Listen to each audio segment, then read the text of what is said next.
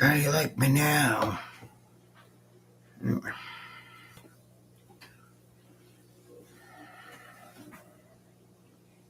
Hello, I'm on live. How do you like me now?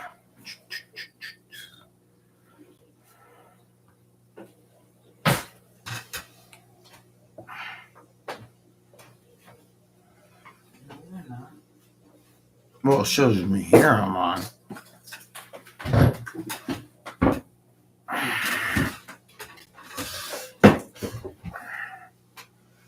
How do you like me now?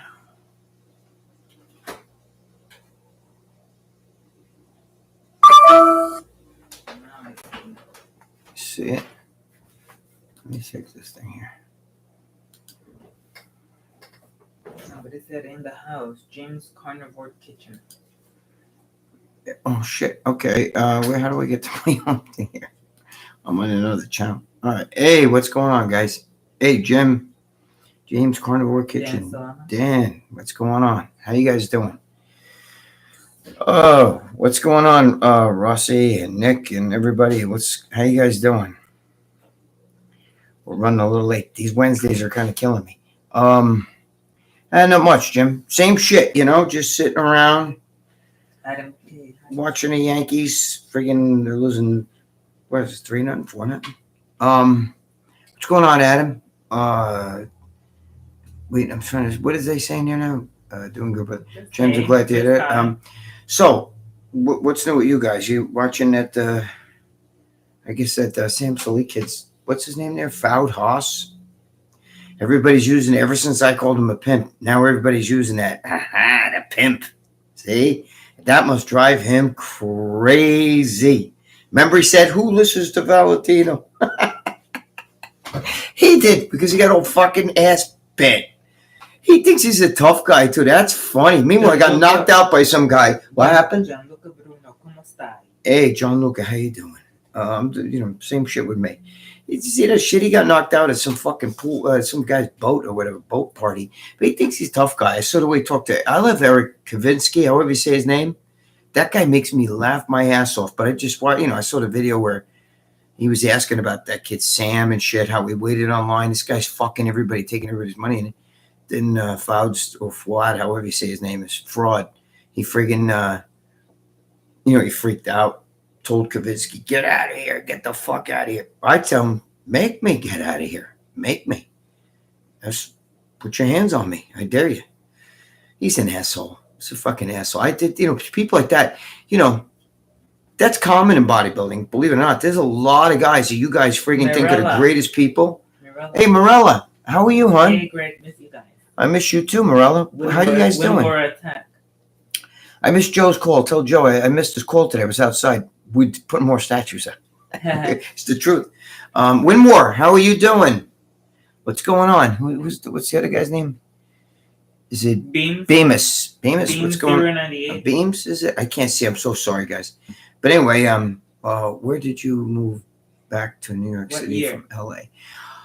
I was out in LA for about a year and a half, from 81 to, I think, January of 81 to, was it April of 82, because I came back to watch the Joe, what are you doing? Joe, sorry I missed your call today. Thank you, Joe. Sorry I missed your call today. I was out putting out more statues. I called you back when I got in. I was on the phone with Mr. J for like an hour and a half. He's not happy. Mr. G is not happy with John and Dave. Anyway, so we're talking about that forwad. Joe was there. Joe went to see Sam Salik and all that stuff, and they made him wait online, and it was like ridiculous. I had to buy like $200 worth of product, and the pimp over there was getting all fucking bent out of shape. Had people walk the kid. Bruno, Mr. G's new video is badass. Mr. G is a good guy, John Luca. He's a good man. His new video is badass. He's a good man. He is badass. These guys have no idea. Dave and John, I love them to death, but you can't keep talking about your boys like that. Mr. G is not happy. I'm going to tell you that right now. He's going to invite them to come down, maybe train, maybe spar with him. both at the same time. Oh, I guess he did an hour ago. He posted a video. But I'm doing good. What's that say? Oh my God, Ocha Lane. Ray Manser claimed he could squat 900 pounds a single. Was he really that strong? He was strong, but I used to see them fuck around like Casey Viator. I saw him doing like one plate on each side squatting. You know what I mean? Like, so it's really hard to say. George, thank you, George. You didn't have to do that. Thank you, George. My boy George is in the house. George Zapata, from the Zapata brand. George has got some good boxing shit going on over there. He's saying George Zapata saying that Mr. G is training with Charles Rosa. Yes, Mr. G is training with Charles Rosa. You know who he is? Yeah, he's a UFC guy. Let me tell you, Mr. G is very upset because they're not doing the right thing by him, and those are your boys. See, boys never. You're not supposed to. That video that he sent over that they kept calling a comedy video because he sped it up. He was just showing you real fast, instead of sitting there watching minutes and minutes and minutes of him just throwing around a dummy. But you got to, he's showing how like combinations, how you throw your hands and stuff. And thank you, and George, thank you. I appreciate you, bringing that up because Charles Rosa's no joke. These guys he's training with some of the best fighters. I think, and Nate Diaz was in the gym with him the other day. I mean, you guys don't know what you're talking about. I love Dave and John, they're my boys, but you can't do that. Mr. G's legit. Mr. G is legit, and he's taking his shit seriously. And you know what? A lot of you guys are older, maybe not as my age, but some of you guys are in your 40s, maybe even 50s. And it's nice to see guy like Mr. G, who's 66, taking his shit serious. I mean, he trains every day, and he puts his heart and soul in this shit. And he's showing, that not just young guys, everything on the internet's be geared towards young people. You know what I'm saying? I mean, look at the kid Sam, like I was saying about Sam Salik, You look at this, you look at these kids, and they're young, and other young kids relate to them.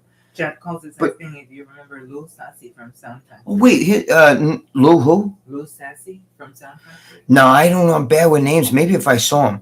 Yo, hey, there's my boy. That's Lee Priest on there. Mr. Lee Priest is on there. Lee, let me tell you, Mr. G was not happy, but too, right? I mean, like, these guys, you can't talk about your boys like that. That's just really bad. He said, Lee Priest said that Dave and John should support Mr. G. Yes, Lee's 100% right. You need their support. Dave and John should be supporting Mr. G. Mr. G's not happy about it. Talked to me for an hour and a half on the phone. An hour and a half. I mean, he feels like, because they said that video that he sent in was comedy. And he's like, what? Like he watched the video and he called me up and, are they really, Lee said they're still talking shit about him. Well, I'll tell you, Lee, George told me today, right? He told me today that he was going to invite both of them down to the gym. And if they want to spar, he'll spar them both at the same time. Not for nothing, which won't go well for them. But I'm just saying, you can't do that to your boys, bro. It's not a good look. Other people see that too. It's not a good look. And I stuck up for him the other day and they kept telling me, oh, you don't know what you're talking about. It was a comedy video. It was not a comedy video. It's like Big Lenny. It's like, yes, they just use him. Yes. And even Big Rob, when look, you don't have to like Big Rob. You can hate his guts, whatever. But if you invite him on the show, they invited him to be a member on the show. You don't invite him on to like peck at him and make, if you don't like him, don't invite him on the show. What are you doing? You know what I mean? Like that's not cool. And I agree 100% with what Lee Priest just said. They use these guys. It's just like Dave would love to get Sam Salik on the show. They use these guys to get hits and stuff, but you can't, at the expense of your own guys, you can't do that. George doesn't like it. They say, oh, George don't have teeth. That is about George's cookie, or concentrate on one cookie and this and that. Yeah. No matter what the poor guy does, it's just an attack. It's an attack, and he doesn't like it. I can understand if you're in your 20s and trying to up yourself against another guy, but these guys are in their 50s and 60s and longtime friends. Get rid of the jealousy. Get rid of the jealousy and ego. Yeah, she's reading me. Giancarlo Bruno say, yes, Giancarlo, I agree with you 100%. These guys have been friends a long time. You gotta support him, but you don't call that comedy. That's not comedy. The guy is very upset about that. But even with this cookie idea, etc., when you always have ideas that go on and say, stick with it. Yes, that's what it seems like. What Lee just said, when you're constantly telling George, forget the other cookies, just stick with one cookie and this and the other thing. You can't. If you feel that way, talk to him privately. And when you get off you're all friends. You call him on the phone and say, "Hey, George, maybe you should just concentrate on one cookie instead of the others." But you don't do that on the friggin' internet. You don't do that with all these people watching. You know what I'm saying? And then, and then bust a guy's hump like that constantly. Look, they had that guy, what was that, Vinny the Chin guy, who used to get on there and talk shit about George's son and think it was funny. You know what I mean? Until George one day told him they were in person. And George told him, stand up. He was ready to, George was going to kick his ass right there. This guy, Vinny the Chin, he's an asshole. Okay. You know what I mean? I don't think he's funny at all. Yeah.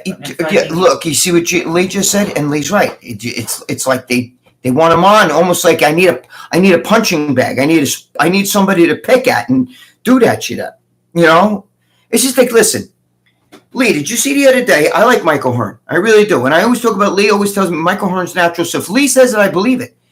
But now the other day they're talking about him fighting Rampage, and Dave's such a bodybuilding fan and everything. He's over there saying like they actually think that, if that's a real fight, that Michael Hearn stands a chance. You got to be kidding me. You can't compare. You can't compare a pro fighter who's been fighting since he's a kid to somebody who's like, yeah, I've taken some jiu-jitsu classes myself. You got to be out of your mind.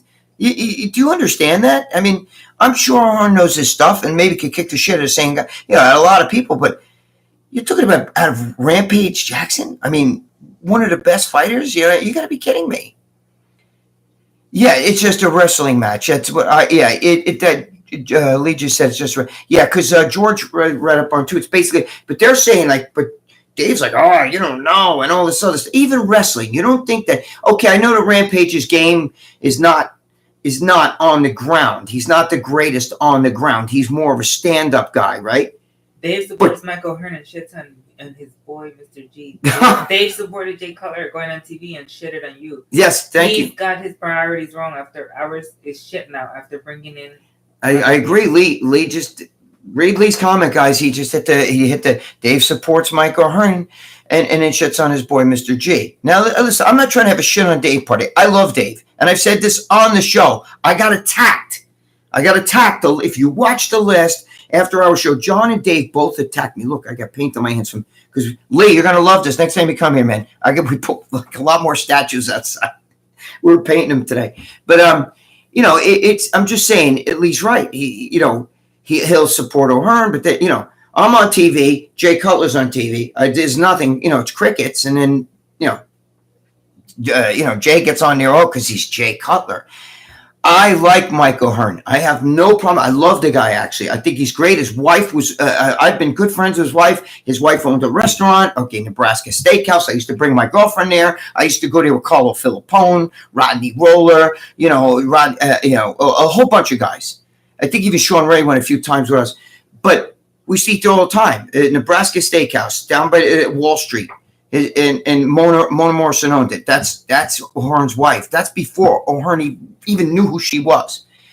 So I like Michael Hearn. I'm not talking bad, but you can't compare. You know what I mean? You can't compare. It's like, I don't care. Like, when I did that whole thing, I hit a 90-mile-an-hour fastball, and then they showed me in bigger. I hit the first round. I couldn't hit the second round. I was getting gassed.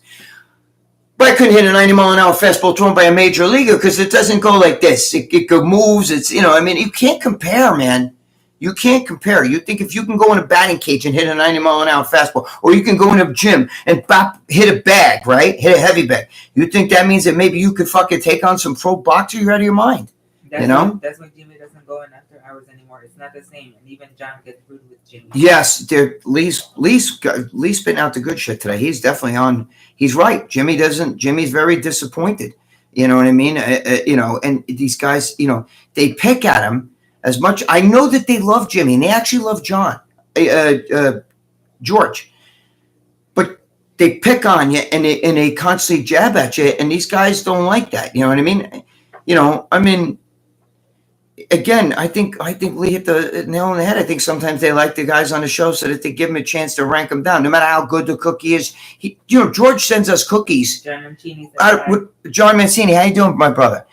They send these cookies for free. You know what I mean? Like to us guys. You know what I mean? Like George spends money making the cookies, and then he gives them to us guys to taste and test and all that stuff. He doesn't ask for money from that shit. And these guys will sit there and go, George, this is good, but why can't you do it this way? Or why can't you do it that way? Tell him privately. You know what I mean? Talk privately to the guy. That's just what I'm saying. And again, I'm not sitting here bashing Dave and John. This ain't nothing I ain't said to their face. I just said it on After Hours, and I was crucified for it. You know what I mean? They're telling me that video was a comedy video. It was a joke. George did it purposely as a joke, and it's not true. Even Iron Rage is now a Dave Palumbo show. Yes, that's why Confessional is the best show. Dude, let me tell you something. Everybody loves the Confessional show. Lee, you know as well as I do, if you did that on your channel, it's funny because somebody once said to Dave, or it might have even said to you too, Lee, Lee should put the Confessional show on his own channel. And Dave goes, yeah, he could do it on both channels. Why would you do it on both channels? You're doing it, not for nothing, but, all the tips that Lee got, and Dave gave him $20. You got to be kidding me. That's almost an insult. That's why Lee's like, keep the fucking shit. But, look, again, we love the guys, but this ain't nothing I ain't said on the show to them, Connor Ellis Fitness, how you doing, my brother? It's just that way. Let's see, Garrett, Greg, your breakup video helped me a lot a few years ago, realizing instead of begging for crying back. Thanks, brother. Yeah, Garrett, let me tell you something. If you're with a girl and she doesn't want to be with you, you know what I mean? It hurts. But what are you going to do? Force her to be with you? You want somebody to be with you that really doesn't want to be with you? Nobody wants that. So if you guys have got a girl and she doesn't want to be with you guys, it's not, that's what are you going to do? Beat up the guy that she's with? Then you know what happens? You go to jail and she's got it. Now the asshole's out of the picture. You don't want to do that. Let him have her. Fuck it. I wouldn't do that shit. Harry Nutt. William Allen, what's going on? Leo Mumford, how are you guys doing? Let's see. What are they asking me, Lucia? Felicia, I can't see the last name. Parisi? I can't. Dave's cheap. Yes. Shit. It is funny. Let me tell you something. We don't do that. Lee will tell you. Lee Priest will tell you. We don't do that. We don't get paid for that. And when you guys tip, right? Like, guys will like tip, this is for Lee, this is for, Jimmy or whatever, even me, whatever. That doesn't go to us. He says, well, at the end of the year, he'll take care of us. We all get the same thing at the end of the year. So forget about it. You know what I mean? It's all bullshit. I love Dave and I love John. Again, this is nothing I don't say right to their face. I've said it online. I'll say it again. Forget about it. Thank you, Robert. Does Dave have a Cape Coral? Does Dave live in Cape Coral? That city is shit. Yes, he does live in Cape Coral. Dave is in Cape Coral right now. You know what I'm saying? He's Did you see Bravo's new video? Yes, I even did. Dude, I started calling that guy a pimp. Now everybody's calling him a pimp. I love it. He's probably driving him crazy, that forwad. I just talked about that a second ago. He's probably driving that guy forwad, Haas. It's driving him crazy. He can't stand it because Johnny Bravo smokes his door. Hey, matter of fact, here's John right here. What do you think about the pimp now? I love it, John. John, I love it. I love it. He's probably pulling his hair out, that fucking guy. I didn't like the way he talked to Eric Kavinsky. Dude, tell Eric Kavinsky, I love that guy. I think he's I don't know how. I could never do the videos that guy does. I'd laugh. I love John. Your videos are smoking, bro. He must be up there in Canada like stewing. He must be fucking stewing. You know what I'm saying? Remember, he said, oh, listen to Valentino. Well, it got his goat. You know what I mean? It got him all bent out of shape. Fawad just sent me a message asking me what's up with you and John Bravo. There's nothing up with us. We're just doing. Dude, he treats everybody like shit. If you said one word to the guy, he's nasty. Look what he did to that guy, Eric Kavinsky. He's doing it. He tells him, get the fuck out of here. I tell him, make me get out of here. You know, the whole tough guy stuff. You don't treat people like that. Eventually, it's going to come back to you. It's going to come back to you. You know what I mean? The whole tough guy stuff, dude. You don't act like that to people. You don't make people stand in line and then treat them like they're assholes, take their money and shit. You don't do that. Lee, Johnny Bravo's right here asking you what's up. Hey, guys, I'm going to pee really fast. Don't go away. Don't go away. Talk amongst yourself. I got to pee really bad. I got to pee like a racehorse.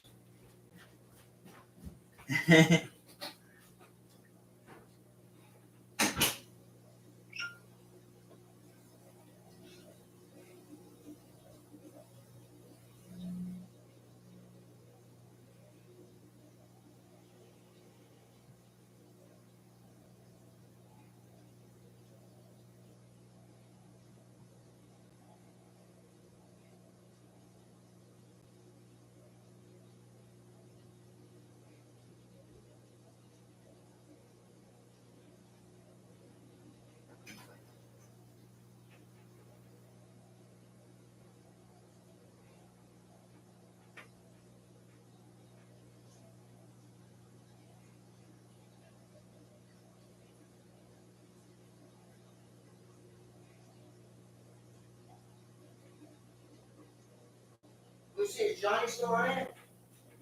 Or Lee? No, Lee and John still in it? Okay, sorry guys, I'm back. Hey Lee, tell if you're still on here, give Fawad a message for me and John. Just say, listen, if you apologize to John and myself, okay, for being an asshole and talking shit, we'll be nice to him. But you can't treat people. You can't do that. That video with Eric Kavitsky, you got goons standing around like this, and then you tell Eric Kavitsky, get the fuck out of here. You don't talk to people like that. Who the fuck are you? Who the fuck are you? Do you own that fucking expo? First of all, nobody's a tough guy. You go do that shit in there, and you know what's going to happen? You know what the Columbus police are going to do? Do you know what happened? First of all, you'll be banned, and you're going to get locked up because they already said there's no fighting going on in that. If there's a fight, you're fucked. But apologize to John Bravo. Apologize to myself. Okay? And maybe we'll think about taking the pimp status away. Okay? There you go.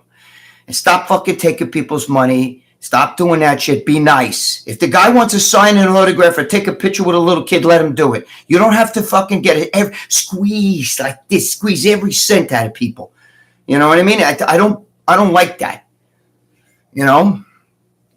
Right, John Bravo, right? If he apologizes, says, John Bravo and Greg Valentino, I was wrong when I said who's going to listen to Greg, who's, John, your videos or whatever, is, sketch, whatever he thinks about you. If he says, I apologize, then maybe, and you got to do it in a video, because you blasted us in a video, right? You threw me under the bus under a video. There you go. I don't hate the guy. He doesn't matter. It's mind over matter. I don't mind because he don't matter, right? That's the way I look at shit. I don't hate the guy. I just don't give a shit about him, but I don't like seeing him treating people like that. And when people come up to me and ask me, can I have an autograph? I've given out autographs to guys in this, like signed pictures and shit. I've given them away for free to some of the guys here.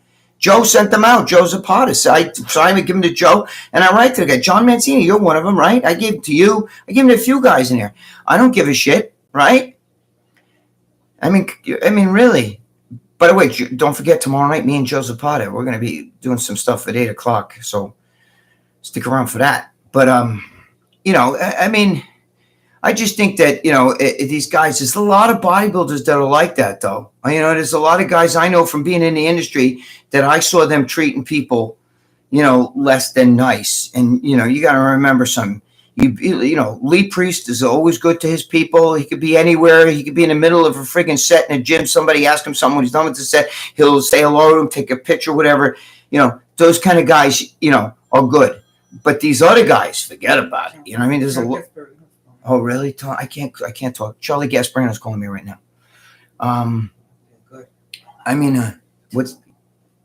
What? Oh, no, my friend Charlie Gasparino.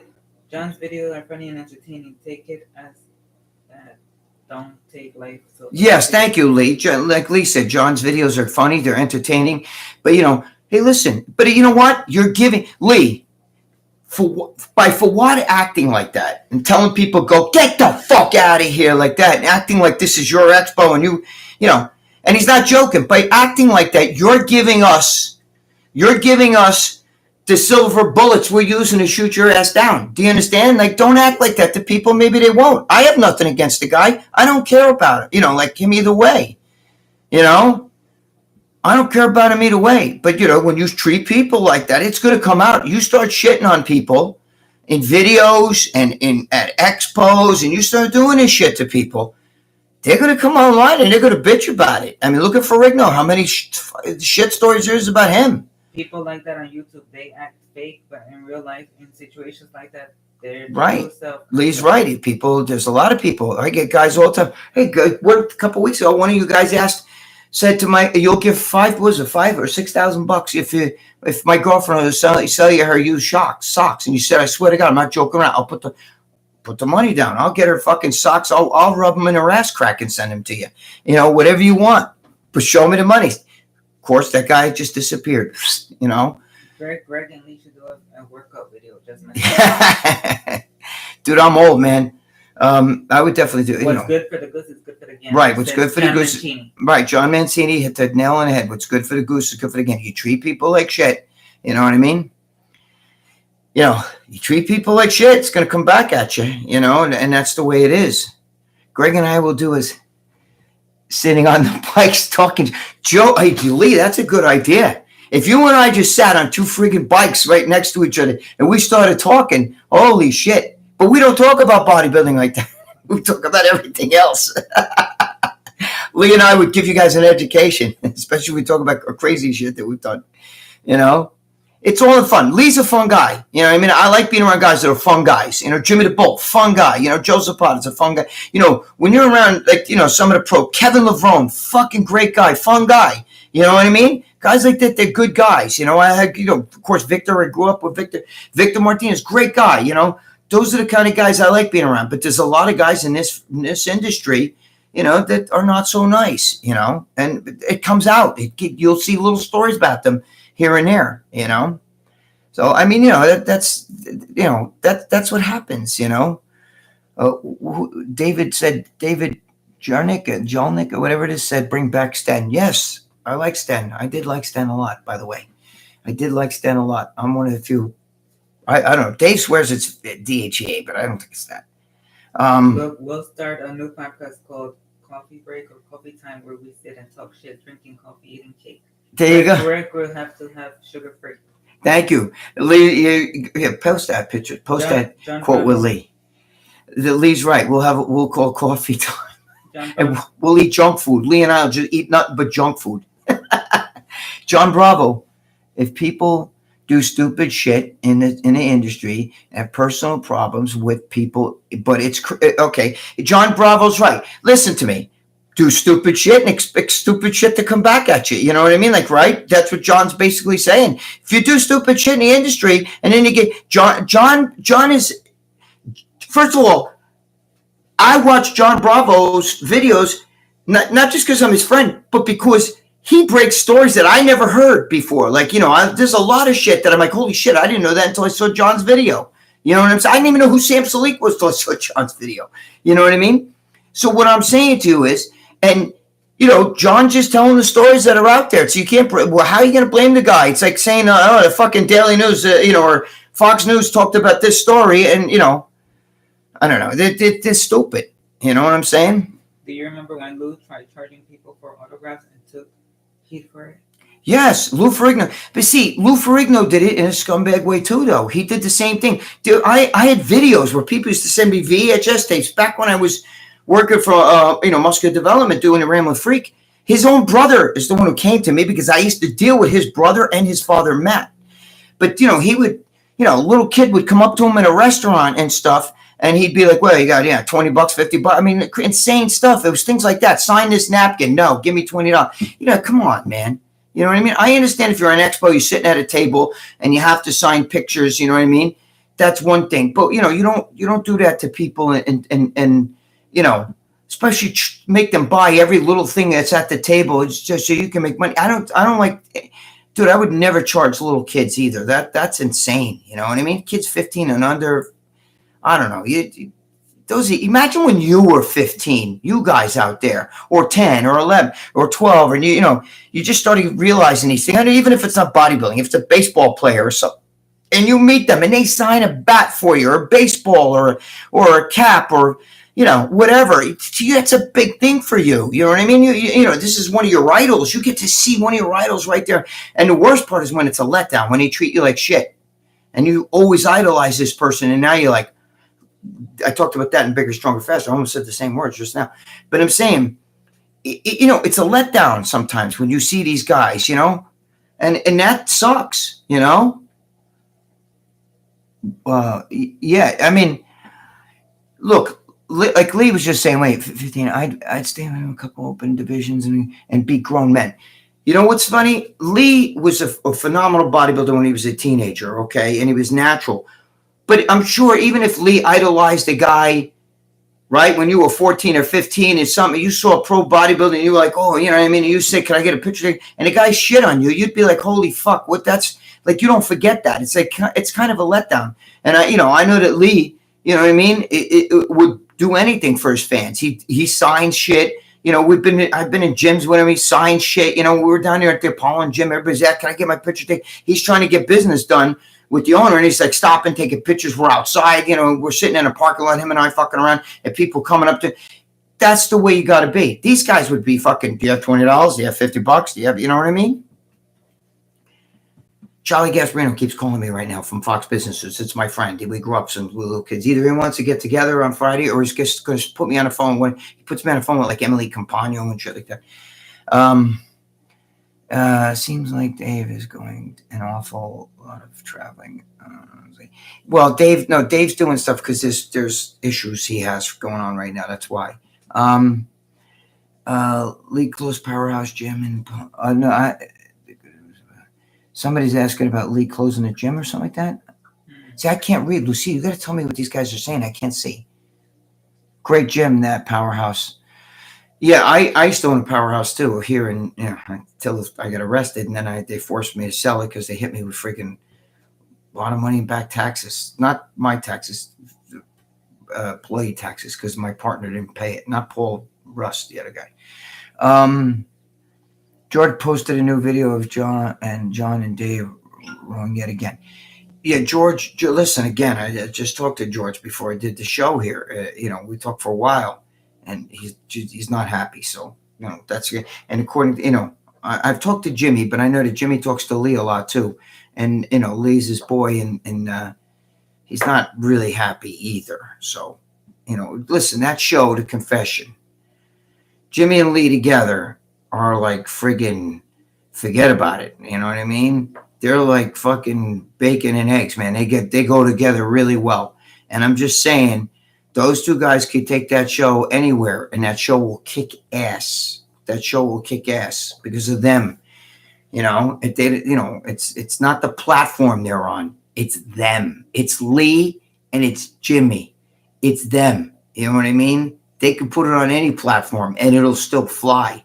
Everybody likes watching Lee and Jimmy. You know what I mean? And so that's why when they say this stuff, but you guys got to understand, when you throw tips to them, you go to Lee's channel and give it to him there, but don't go to the fucking, because when you do it on, that platform, it doesn't go to him. He'll tell you, and Jimmy's not happy about that either.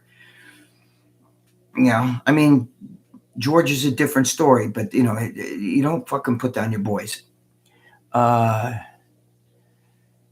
Dave just put up a new video. Yeah, I didn't see it yet. Let me see what these guys. Connor, Ellis Fitness. Was it like selling steroids back? What does that say? I can't see these. I can't see what they. Read that shit to me. Back in the day, I assume not probably. No, back in the day, Connor Ellis was asking me about selling steroids. Connor, I sold it to other drug dealers. See, I didn't sell it to young teenage kids. They weren't. I would tell them go somewhere else to get that shit because wasn't worth it. I was selling big amounts, so I wasn't just sitting selling a bottle. The only way I would sell a bottle to somebody is if I were friends with them. Otherwise, it wasn't worth it to me. I was selling to the dealers. John Bravo, Greg, on the next after hours, you should wear a pimp outfit. I should, right? And have Fowd's name on it, right? Forwad, sorry, I always say his name. Oh, I do. Johnny, I got so much shit. You got to come to this house one day. You're gonna gag. You're gonna gag. If you see the statues, people think it looks like a graveyard, right, Lucy? Even Lee was like, "Holy shit!" Do what I did, John. Do yourself up to look like Forwad. I did it once on the Leo show. I had a board cap painted, the beard on, etc. That's from Lee Priest. Oh shit, Lee, you did that? You look like Lee said he did that. He did that. He painted a beard on and he wore a hat and everything like that to look like Forwad. You know what's funny? That pimp statement really got under his skin. He said, nobody listens to Valentino. Now everybody talks about him. He must be up there on this. Dude, can you imagine me? Do you know how much shit there is about me that on the internet? There's fucking full art of the most hated man, all this other shit. If I let all that shit get to me, I would have jumped off a bridge a long time ago. Greg, when you're ready and healthy, I'm coming to let me know. Yeah, John, you got it. Dude, we're right. I'm not far. You know that. You and I are really close to each other. It's like a half hour. You know what I mean? I can get to the Paramus Mall in Palisades right there, like 25 minutes to a half hour, Paramus. So, I mean, it's right over the Jesus Christ, I almost said GW, Tappan Zee Bridge. So we definitely do. You would be like this, get the fuck out of here. You know what I'm saying? Like we have, like, I gothed the shit out of my room. Like, here, I'll show you. Hold on.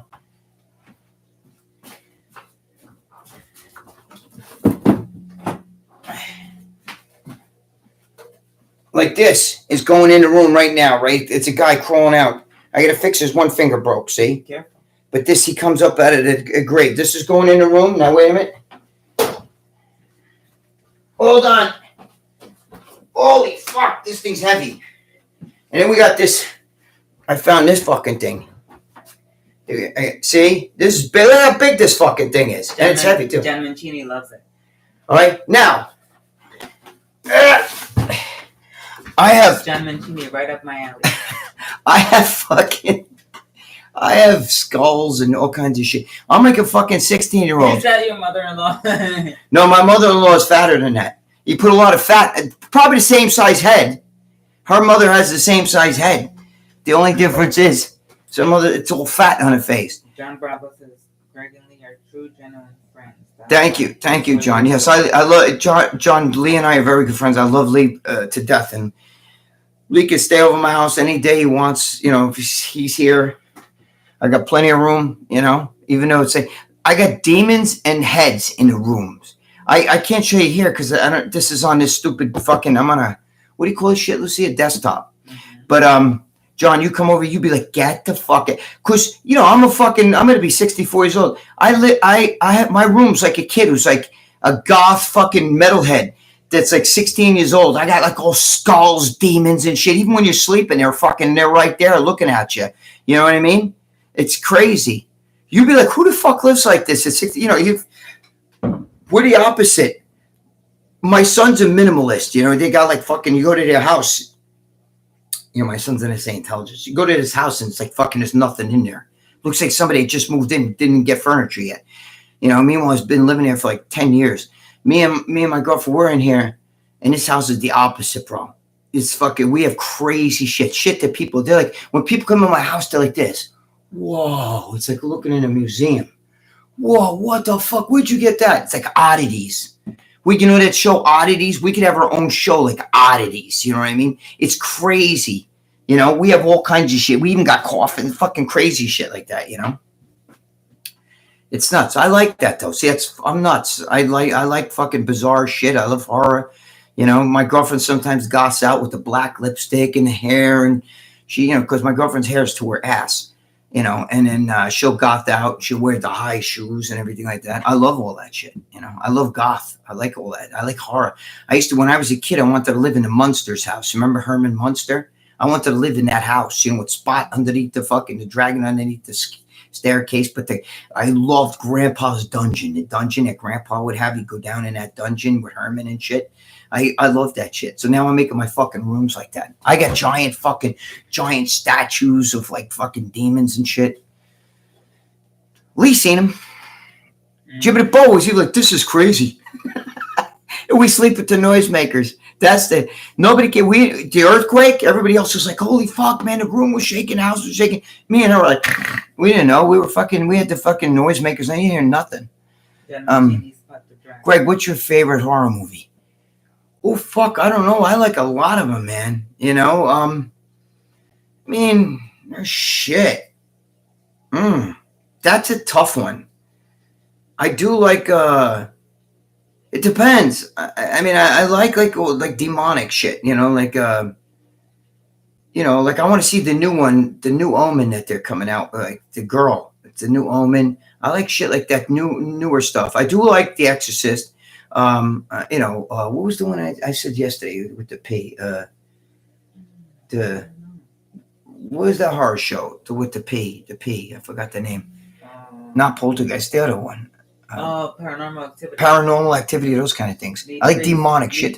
Halloween series, Friday the 13th series, the Omen series. There's too many good horror movies to have a favorite. Yeah, I love them all. I like them all. I usually don't like the Thrasher. I watch the Friday 13th and the Halloween stuff.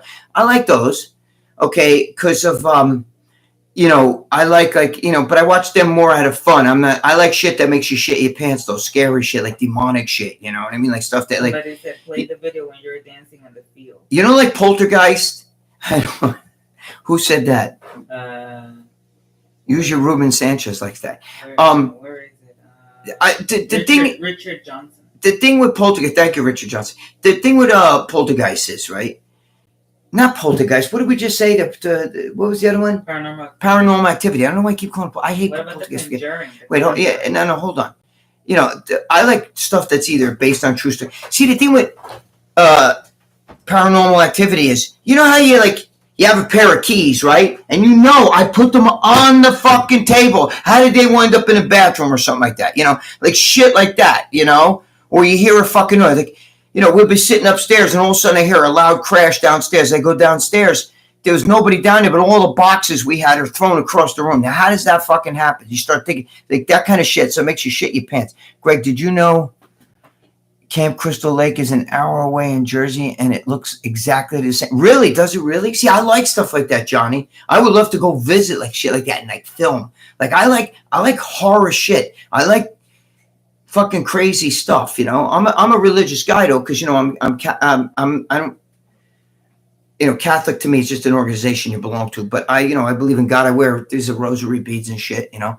But so it's not like I like demons. I like that shit because I like it, but I don't like fucking worship that stuff. What is that? No. You're funny. You're getting all my. She's taking my shit out. It's stupid shit like that. Stupid shit like this on the walls, like. I don't know. I find she's hot. So I like when my girlfriend dresses goth because I like chicks like this. That's hot. No, that's stupid. Get out of here with that. She's crazy. She's pulling out all my shit. Let's go to Amityville. Yes, the Amityville house. That's down by, that's down by Jimmy, Lee. That's down by Jimmy. Jimmy's down that way by the Amityville. You know, because I know that Dave was down there and stuff. Amityville's down by Jimmy. You know, no, Lou, they don't want to see it. Don't bring that shit out here. He's fucking crazy. But I like all like stuff like that. So I have all that shit in the bedroom. Lee, since you came, I've added like 100 skulls and different crazy things, you know, and more heads of definitely a lot more statues outside. Even got some statues in here now. We're working on a few over here. But I like all that shit. So, you know, it's just, Lou, get back over and read these things. I can't see. Boxes from the moon getting. No, it's just the box, Elijah, the boxes that, this was like a long time ago. We had boxes of supplements piled on a table downstairs. And I heard it sound like a fucking train going through the house. I'm like, what the fuck is that? I run downstairs and the boxes were across the room. It's one thing if they just fall. Okay, but they were stacked on top of each other. And even the bottom one, if the others fell, the bottom one would still be there. But it was like across the room. Right? I'm not saying a ghost did it, but it makes you start thinking. So when you watch, you know, that, what's the fucking name of that? I keep saying I can't get Poltergeist out of my Paranormal. When you watch Paranormal Activity, they spoof on that shit. You know what I mean? Like, you know how like certain things with certain places, and you know, like I know I put my keys here. How did they go over there? Things like that. You know. So I like shit like that. But Iron Rage is live from Motel. No, get that out of here. Go. She's showing like demonic stuff. Stop, Lou. All right, turn it off. She's fucking crazy. Holy shit. What else? You get it back here because I don't know what the hell. Blink twice if Greg is holding you hostage. Who wrote that? Beam it or whatever it is. Beema? Yeah, I can't see too well. Look, get your ass over here. I can't fucking see this shit. Dudley Town in Connecticut. Away. You know, I heard of that. I heard of Dudley Town. I also heard of like there's one up in New York too. I forgot the name of it. Onion Town or some shit like that. Greg, can you tell the story when your doctor milked your prostate? Stop. You guys are funny. You still want to hear the same story? Some of you guys ask me the same stories every week. You know what I mean? You guys are funny. Halloween decorations are very collectible. Yeah, I know, Mr. Jakes, but I don't sell that shit. We keep that stuff. Yeah. Greg, do you really believe Mike O'Hearn is natty? Listen, Lee told me he's natty. Bob Bonham told me he's natty. And somebody else, I forgot who else told me he's natty. And I think even Dave thinks he's natty. I believe it. He's not that big, guys. You see him next to big guys. He's not that big. You know what I mean? He's built. He's really built, but he's not like, you know, guys his height are fucking like 300 pounds and shit like that. He's not that big. So I don't know. I'll give him the benefit of that. Everybody used to say shit about me all the time. Oh, Greg did this, Greg did that, and it was wrong. So I'm going to give him the benefit. Look. Would I sleep? No. Would I sleep in a haunted house? Oh, shit. I would try, but I don't know if I'd be able to sleep, if you know what I mean. I sleep in a haunted house whenever my girlfriend's mother decides to stay over. Then it's really haunted. Even the ghosts don't want to come here. You know what's crazy? My mother died in this house. You know, so my mother was dead on a floor in this house here. So we don't know.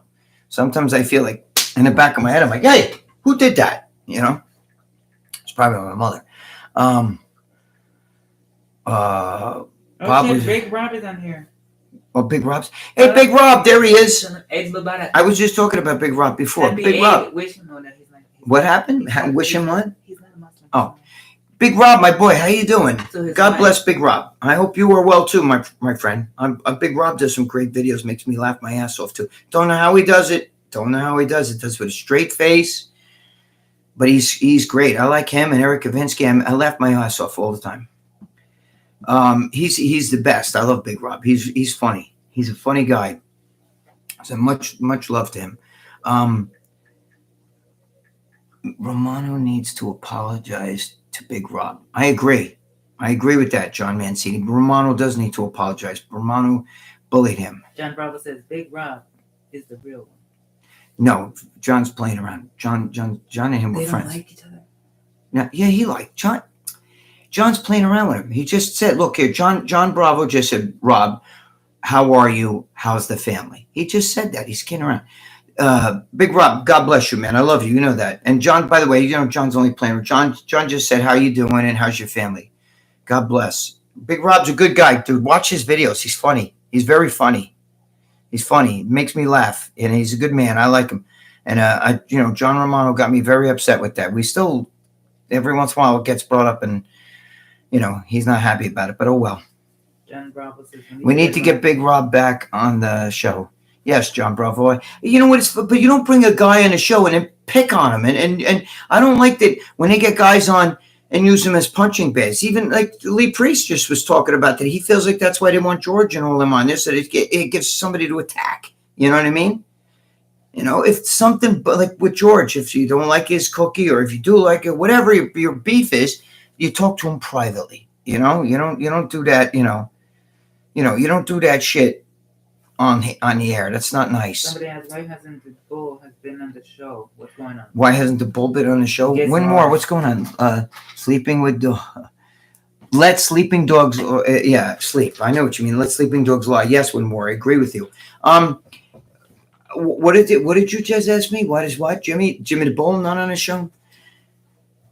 You know, Jimmy's not happy with some of the shit that goes on there. I mean, he'll go on, but you know, it's they you know, the attacking and the constant breaking balls. He'll tell a story and we laugh, but then the balls get broken. You know what I'm saying? And then, you know, again, it's not that he can't take it, but it's all the time. That's the problem, and that's you know what I'm saying. And he feels like they're not doing the right thing. So that's you know what I mean. Greg, you gonna do another confession show?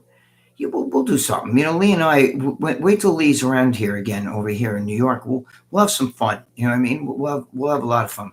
Maybe him, like he said, maybe him and I will sit and eat junk food.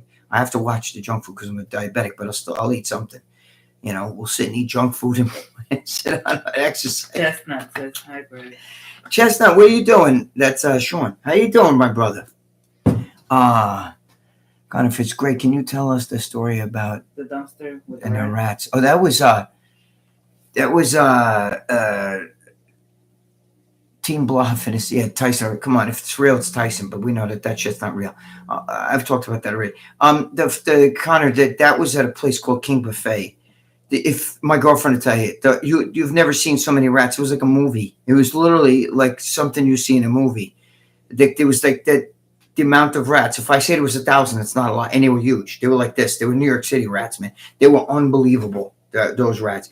I had my pants down, and they would jump into my pants like fucking like something in a circus. Like you see like a lion jump through a fucking hoop in a circus or something like that. Or a tiger jumps through a hoop. That's what they would. They would jump into my pants. I was just hoping I didn't get one in the pants when I pulled it up, and they would fucking bite my piece of the guy. You know what I mean? Protein bars? What?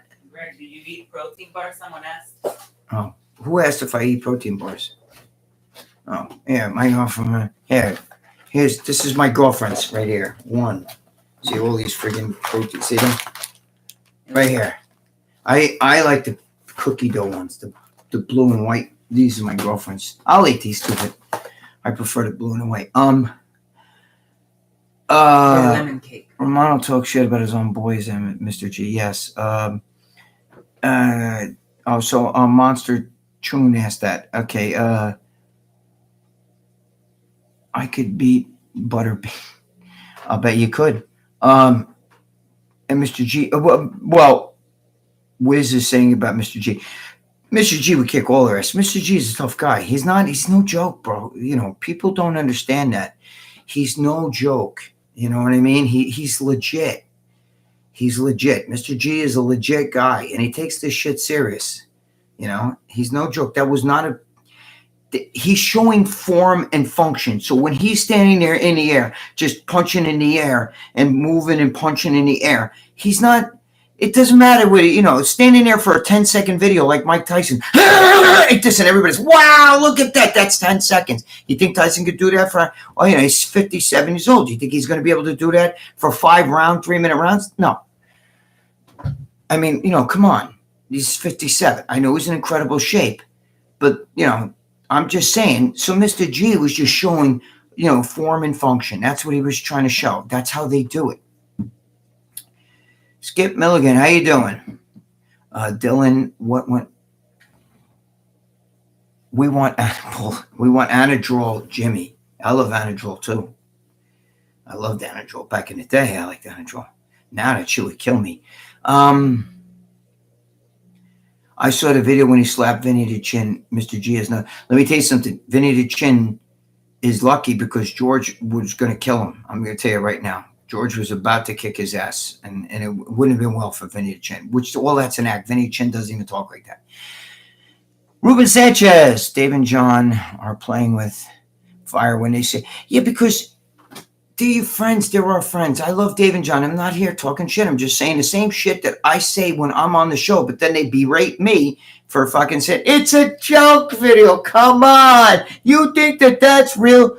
I hate to tell you, yeah, it was real. I just got off the phone with George, who was not happy with all that. So, hey, Greg, any advice for 30-year-old guys who want to restart their careers with a different line of work? I like how a lot of after-hours crew never gave up and turned their life around. I mean, you know, it depends on what you're looking for. Who asked that? Oh, I just saw his name. Hold on. I think there's a way to scroll down here. Monster Chun. I mean, it depends on what you're trying to do, what you're doing now for a career. I mean, look, there's nothing you can't do if you don't go for it. You know, I mean, that's a fact. I mean, you know, I've been in movies, this, that, the other thing, and I didn't even try. I got lucky. But if you try, you'd be shocked what you could do. You know what I mean? I'm like you guys, bro. I'm just a squirrel trying to get a nut.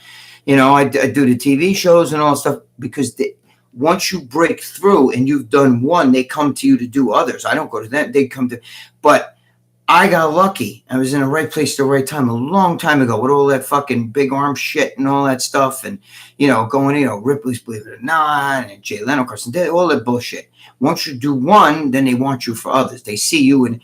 But, you know, you got to just pick a direction and go in that direction. You know, look, you got to make a living. So you gotta work. You can't, there's no ways around it. But you can, Tommy Lasorda once said, if you like what you do and you wake up every morning looking forward to going to work because you really like what you do, you love your job, then it's like you never worked a day in your life. If you have no skills and no direction in life, I know it's going to sound crazy. Some of you guys might not want to hear this, but take the police test, take the fireman's test, take that, because those jobs, you get pension and everything, and that's the best.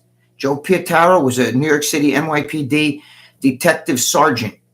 He did 16 years, you know, but then he got hurt.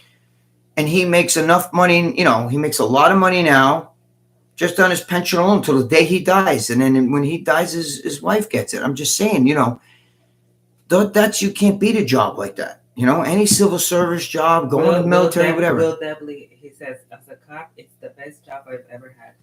Will Debley. Okay, so see, there you go, Will. You know, it's because it's not just doing a job. It's you know, when you do a job like that you like, and then you get a pension is the key at the end. It's not where you start, it's where you end up. Do you want to be like me? Do you want to be fucking 64 years old and have to do videos like this and shit? You know what I mean? You know what I'm saying? I'm in an industry where I used to make a ton of money, a lot. You know, I was the highest paid columnist over there at MD. I used to get a lot of money. He took really good care of me, Steve Blackman. That's why you don't hear me never. That's why when Dave and John start the Blackman shit, I tell them, nah, I'm not going there. Okay? And I didn't take him to court. That's all bullshit. There was no court. These guys keep saying that shit. Steve Blackman and I are still friends. He called me when I was in the hospital recently. You know, we still talk. He treated me good. It's just that the money in this industry is not where it was. We're like Blockbuster. You understand? Look at magazines. They're dead, right? Because of the internet. They're dead. But I was there in the heyday of the magazines, you know, but we're like Blockbuster. Who goes to Blockbuster or Redbox or any of that shit, right? It's now you fucking download movies. But what I'm saying is, when you get a job that has a good payoff at the end, you know what I mean? It's, again, you know, my son's in that industry, so to speak. You know, my son's a veteran, the whole bit, NSA, did all that. And, you know, it's not where you start out, it's where you end up. Okay? And if you end up with a pension and you're only in your 40s or even 50s, you can get a little job, do whatever you want, do consulting, whatever you want at the end, and you're still going to make the shkato. You know what I mean? Otherwise, you do this shit for a living. You know, forget about it. You know what I mean? Greg, are your kids friends with Jimmy the Bull's kids? No, my kids don't know Jimmy the Bull's kids. My kids are older than, well, my daughter's Jimmy the Bull's daughter's age, but Jimmy the Bull's got 2 daughters. My son is a lot older. Team blah. Somebody. What was John? Team blah. Did you see the video of Mark Bell? Oh, I didn't see that. Did you see the video of Mark Bell working out with RFK? No, I didn't see the video of Mark Bell working out. RFK is very good friends with a friend of mine. Okay, and they've been friends for maybe 40 years. And my friend is a big bodybuilder, and I know RFK's been into working out for a long time. RFK Jr. So, you know, hey, listen, I give him kudos, man. You know, I like the guy. You know, I really do. I give him kudos. He's an older man. You know, I think he's a couple years older than me, I think. And, you know, he still takes care of himself. He worries about his health, and that's all it is, you know. My son, free education I get help with. Yes. Oh, Will W. Yeah, Will W. Saying yes. You're listen. That's the other thing. The kids and everything. The kids could get free education. You go to the. Let me tell you something. If you have military too, same thing. The military, they get all kinds of discounts and everything on buying houses and a lot of civil service jobs, police jobs, firemen, EMT, those kind of guys, like all around here, they, because in the New York City area here, they EMT guys are paid, so I don't know, like in small towns, maybe not, they're volunteer. I don't know what the hell the story is with that, but I do know that, you get all kinds of discounts and perks, and it helps the family, and you get loans, and you can, it's good. It's a good thing for young guys who have no direction in life, and it's a good way to go, I think. Anyway, get a pension and stuff, but it's, you don't want to look. Everybody wants to be in this industry, be a bodybuilder. Even these girls that do OnlyFans. Look, you're hot when you're young. Any girl with a good body, a fairly nice body, and she could be average looks, starts spreading her fucking box there on a video, and guys will pay and all this shit. But what happens down the road when the new girl in town comes in, and the young girls start coming in, and all of a sudden you're not making the money anymore? Now you're watching these girls, start GoFundMe and shit because they lost. I lost a lot of followers. I'm losing people left and right. Blah blah blah.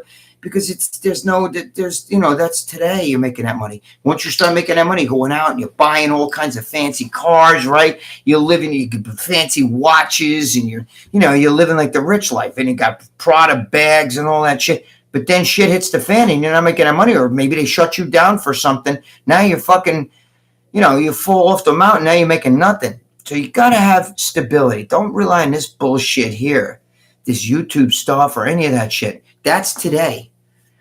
That girl Cash Me Outside? That fucking girl, let me tell you something.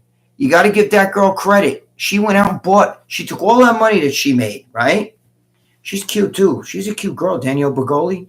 She fucking took all that money that she made off the Dr. Phil show. Then she went into her own little fucking, whatever that shit is, OnlyFans and all that shit. And she took that money. She bought nothing but real estate with it. She didn't, of course she did a little bit of the Prada stuff. I guess that's going to be a girl thing there. But she bought tons of real estate, tons of that shit. Now she's got, she's going to be set for life. But that's what you got to, the average person don't think like that. I'm going to get me new Yeezy sneakers. I'm driving this fucking new car and, and all this other shit.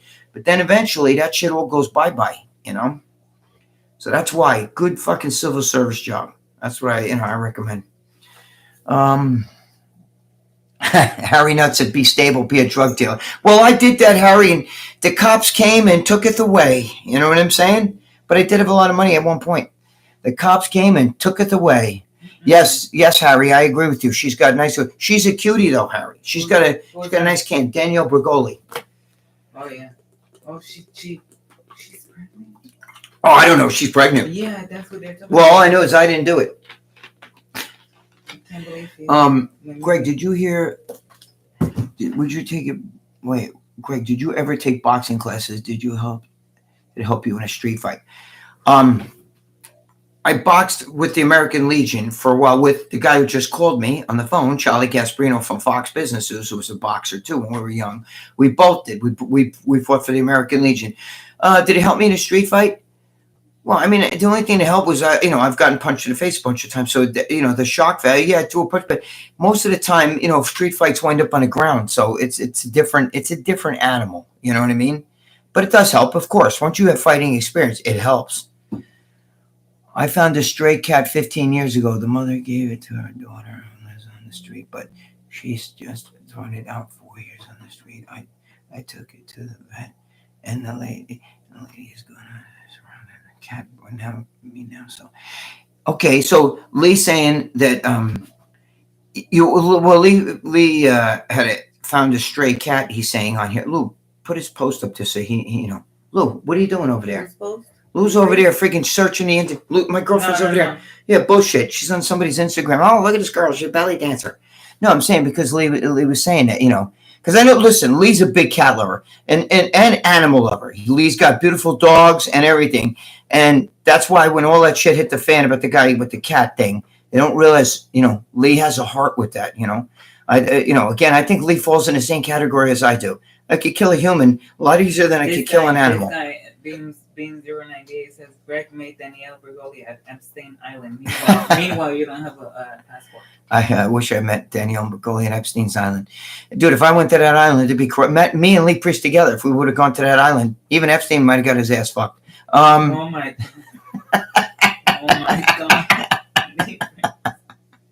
God. Lee and I would have ruled that island. So hopefully I'll be able to pick up the cat today. Oh, so see, he's taking a cat that, they threw it back out. So he's saying he's going to pick up the cat today from the vet. So Lee, what I was saying is that Lee, I know Lee has been, he's a big animal. He's a big animal lover, Lee, and I don't blame him, because animals are loyal. Do you ever see Pete? You can kick a dog in the head. That guy that beat that cat, right? I guarantee that, if that guy was like, oh, come here, I'm sorry, and started hugging the cat and giving a little cat food, the fucking cat would be like, because animals are like that, They, you could beat the shit out of them and they still come back to you, and you know what I mean? They're more loyal than people are. It's just that it's that way. So I that's why I feel Lee on that stuff. Are Romano and O'Hearn really getting married? Are Romano and O'Hearn really getting married? That's funny. Why do the animals aren't beautiful? Lee didn't bully anybody. That just happens. Sometimes these guys, shit happens. Hey, Greg, block Knight Rider. Lee Priest says to block Knight Rider because he was talking shit about his wife and stuff. Oh, Knight Rider, did you talk stuff about? Did you do that to Lee? Because we don't like that here. You can't do that. We talk about family. You get the kibosh with that shit. They're saying to block him. Yeah, Knight Rider. That way, hold on. I just want to say, Knight Rider, listen to me. You can't do that shit. That's not nice. You can't talk about somebody's family like that. You know what I mean? If you're gonna do that, come on here as yourself, not as a fake name. That's not nice. We don't do that. So it's good. So and to honor my boy, the kibosh. You get the kibosh. I don't do that. But when you talk about people's family, that's no go. We don't do that. Talk about me. You can talk to Lee, but don't talk about his family. Talk about his wife. That's the kibosh. Give him the kibosh. Yeah, we don't like that. I don't like that. Listen, guys, I don't like that. Don't talk about people's family. Even, Lee's my boy. Lee, you got it. It's gone. It's done. You did it, right? We don't like that, Lee. I'm sure he'll come back as somebody else now. Okay. You know what I mean? That's because these guys, some people have no life. They got 100 different fucking profiles and they feel safe. They feel safe. If you're really that bad, think about what your family would feel about you. If they knew you were that much of a coward, that you got to come on the internet as somebody different and nobody knows who you are. So you feel safe saying this shit. Come on as yourself. Come to me with one face, not two face. My girlfriend knows that, right? Come to me with one face, not two face. You want to say, you could talk to me, say, well, I'm the biggest piece of shit, oil bag, whatever the fuck you want to call me. I don't give a fuck. But don't talk about the families, okay? Especially if you're a coward. It's, cowards, don't like cowards, okay? I don't like that shit. It's a no-go. If you got something to say to Lee, go to Lee himself and make sure that you're yourself. You know who Lee is. He's Lee Priest. He's on here as himself. He's not on here as some private fucking, profile. Okay? Let Lee know that we did the kibosh. I don't like that. I don't like that shit. That's not nice. You could attack me. That's okay. It's okay to attack me. Don't attack my people on here, and definitely don't attack the families. That's not nice. I wouldn't let anybody attack your family. If somebody said something about one of you other guys and they knew who you were. Thank you. No, you don't have to say thank you. He's my boy. I would do that anyway. I don't like that. If any of you guys even had somebody else that was on here talking about you, I would put the I don't like that. That's you don't talk about the families. You talk to me. He says he goes on RX muscle shows and bad mouthing him and his family. Yeah, don't do that. You don't do that. You don't do that. That's not nice. And if he's watching under another profile right now, which these, like I said, these guys are cowards. Some have 4 or 5 different profiles, and they'll talk shit. You know what I'm saying, or whatever. because they're cowards. Imagine how their family would feel if they knew that you fucking sat on the internet, fucking doing nothing but going on people's fucking profiles, watching their videos, and then talk shit like a coward. You know what I'm saying? I don't like that. See, again, talk to me. Say I'm a piece of shit. Him, you think again? It says, I don't believe Lee that he cares about cats unless he slips them the tongue. You think that that's him again? No, I don't know who said that. No, because John Mancini is saying that guy has like 10 accounts. Well, we'll see if he says anything else. If Lee tells me that that's him, then he gets the kibosh. That's pretty stupid, though. Come on, come on, Lee, is that the guy again? Trying always? Come on, what's wrong with you? Are you that bored? Dude, come on. You know what I'm saying? Please, you guys are crazy, man. Don't you guys? There's some of you guys. You need a spanking. You need mommy to fucking put you over your knee. I mean, who the fuck? What's wrong with you guys? But if you want to talk shit, you talk shit to us. Come as your name. Like an abomination. Greg, are you rich? No, do I look rich? Do I look fucking rich? No. These are dollar store sunglasses. I drive fucking. Go ask Lee Priest what my cars look like. Lee wanted to have an auction. He was like, he felt bad. Him and Jimmy the Bull. Jimmy the Bull's like, bro, I never seen a car like this in years. No, I'm not rich. No. I'm not one of those guys. You know why I'm not rich? Because I took care of my family. My girlfriend will tell you. If I didn't take care of my family, I'd be rich. I'm lucky. I got a house, no mortgage, blah, blah, blah. I got a lot of things going on for me. But, I don't, I'm not rich at all. Yeah. Lero Greg's cars are definitely different. It's unique. You don't see many like it. Yeah, right? Still got crank windows on my one car like this. And the two in the back don't work. They're broke. John Bravo says, I can't believe Greg has a pee bottle in his car. She just took I had a pee last night and she goes, I took your pee bottle out. We have to change it. Yeah, I usually have one right here, but what happened to it? That's why I had to go pee before over there. Sometimes when I do interviews, you guys, I actually have the pee bottle under the table like this, and I'm fucking peeing like during after hours and stuff because I gotta go. And if I really have to go, there's no pee bucket here. I run and I pee. But I pee in a what do you call it? What's it? The fucking laundry detergent bottles, so I can get my big fat dick in that big hole. But I do. It's so bad, Johnny. Sometimes we'll be junking, and I'll have the pee bottle right, and the car will jolt like this. And if fucking piss gets on me, and I gotta oh man, now I gotta go home and change my pants. It's bad. But that's the way I am. I'm that kind of guy, bro. You have no idea. I'm like a throwback, Like I don't give a shit about shit. My father used to sit outside and read books and shit, and bees. He'd sit with bees' nest, and bees would be fucking like flying around. He didn't English. He'd go up like just grab it, throw it down, and he wouldn't get stung. So once in a while, he'd get stung. He'd be that son of a bitch. Oh, son of a bitch stung me. He'd throw it down. He'd be reading. Who's your favorite bodybuilder of all time? My favorite bodybuilder of all time. Who's my favorite bodybuilder? Well, I mean, I grew up like with Arnold. You know what I mean? I think we all did. He's my favorite bodybuilder. Oh shit! Much love from South Africa. Oh, what's his name? Nishkar Hira. Nishkar Hira. Thank you. Much love from South Africa. God bless you in South Africa. I liked Arnold growing up, but you know what? Now, if you're going to ask me, I'm going to have to say Lee Priest because he's my buddy. So, you know what I mean? You got to stick up for your boy. So I'm going to say Lee Priest is my buddy. And, I do like Victor Martinez. He's my other buddy. Greg, thank you, Bemis. It is Bemis, right? Or Beams. I'm sorry, I said Bemis. I can't see shit. Dave would send a hit squad to someone's house if they had bad mouth Jay. You're right. Or Michael Horn. Listen, I like Michael Horn, but come on, you know what I'm saying. Well, it's true, Lee. I gotta, you gotta stick up for your boys. So now, if Lee Priest is competing against anybody, I'm going Lee Priest all the way. And by the way, he's definitely the greatest. Lee Priest got robbed because if another year or two, he would have gotten that 202 class. He would have owned that class for years. He would have been Mr. Olympia for years. They stole that shit from him. That's because this, and the IFBB, that organization is,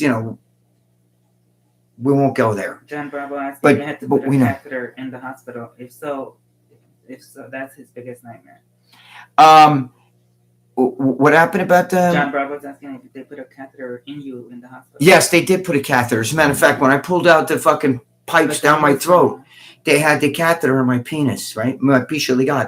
And they said to me, don't pull that out, because they told me, I think there was a balloon or something in there. They said, you rip out the whole inside, you know. So I told them, get it out of me. Get it out, or I'll break the fucking thing like that. You know, break the cord and let it hang out here. I'll get the fuck out of here. My girlfriend will tell you. The pricks took me. Yes. Listen, let me tell you something. If they didn't take Lee out, Lee would have won Jesus, Mary and Joseph, the 202 Mr. Olympia. For years, he would have won that. If they stole the guy's prime. I mean, I'm sorry, Lee. You know I love you. They stole his prime, and he knows it. I mean, Lee knows. Lee will agree with me with this. They stole the guy's prime. I mean, you know, not for nothing. You know, that was the prime of his career. He could have fucking won that shit easily. Who would have beat Lee Priest? Come on, even those guys that compete in the 202 even will tell you, dude, they all grew up liking Lee Priest. They all grew up idolizing Lee Priest. Frank Knight asked, best back in bodybuilding. Best back. Best back in bodybuilding? Oh shit. Oh fuck. I don't know. I like Brian Buchanan's freakiness because he had that tiny waist. That doesn't mean he had the best back, but that was a freaky with that waist he had that was like this big, and then his back looked like that. I mean, I don't know. That's tough to say. You know what I mean? I grew up like, you know, watching like, you know, Danny Padilla, Franco Colombo. I used to like those guys back. You know what I mean? But there's so many guys better than that. I mean, the best back in bodybuilding. I mean, I like Victor Martinez's V. You know, it's hard to say. Lee Priest, Haney, Yates, Coleman, Pearson, etc. Franco. Yes, you can't go wrong with anyone. Yeah, there you go. Lee Haney, my God. There you go. I think I would go with Lee Priest on. He's right with all those. Every one of their backs were amazing, but fucking Lee Haney, my God, and Tony Pearson. Yeah, that's what I'm saying. There's so many, you know. Beckles had a good back. Albert Beckles had a good back. Yeah, they all did. I mean, it depends. But Lee Haney, when Lee Haney would do that most muscular, double bicep, his waist was so small. When he was here, he had like a 30-inch waist, and he was like 270 at my house here. John Bravo. It was the Lee Priest meatball, the Lee Priest spaghetti. John Bravo says Franco was always my favorite, but everyone says he was a huge. You know what? Franco had low lats, like he had the really good V, but Franco was narrow. He was pinched. You know what I'm saying? So it appeared like when he would do from behind, it appeared, you know, but you know, I mean, when Lee Haney would do that double bicep, man, that shit would just keep popping and popping and popping and popping. And when you'd see him up there and everybody else was like in line, it just was like, whoa, you know what I mean? Mike Christian, another one. Mike Christian had a rugged physique. I liked Mike Christian just standing there. You know what I mean? Mike Christian had he had long arms and like I love all those physiques. Those are the physiques. I don't like the physiques today, guys. I'm sorry. They're all big. Everybody's big today. Who doesn't have fucking 30-inch thighs today? Who doesn't have a giant fucking, you know, 40-inch rip shredded waist with fucking these ridiculous glutes that look like a horse's ass? I don't like that. You know, I like the bodies in the 90s, the 80s, 90s, like that. Early 2000s. After that, forget about it. John Bravo.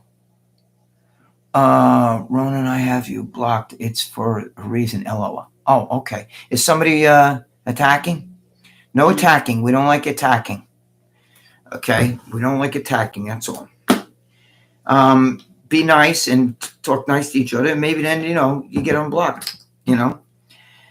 But no, especially no family. We don't like that shit. How much for Lee Priest and Lee Haney ravioli? Ravioli. It's the pasta, the Lee Haney pasta and the Lee Priest pasta. We'll get Lee to sign one of the little noodles.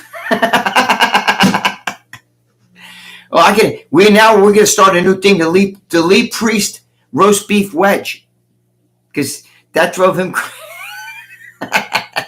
I still love it. When I see, you know, when we see the video that Joe took, forget about it. It's funny when Lee's talking about it. It looks like some woman just got an abortion in her lips. Like, you know, we were like, oh shit, I don't know if we could put that up there. Like, what are your thoughts on Sarah or somebody? No, I don't have any other siblings except for my sister who passed away. No, she just passed away a year ago.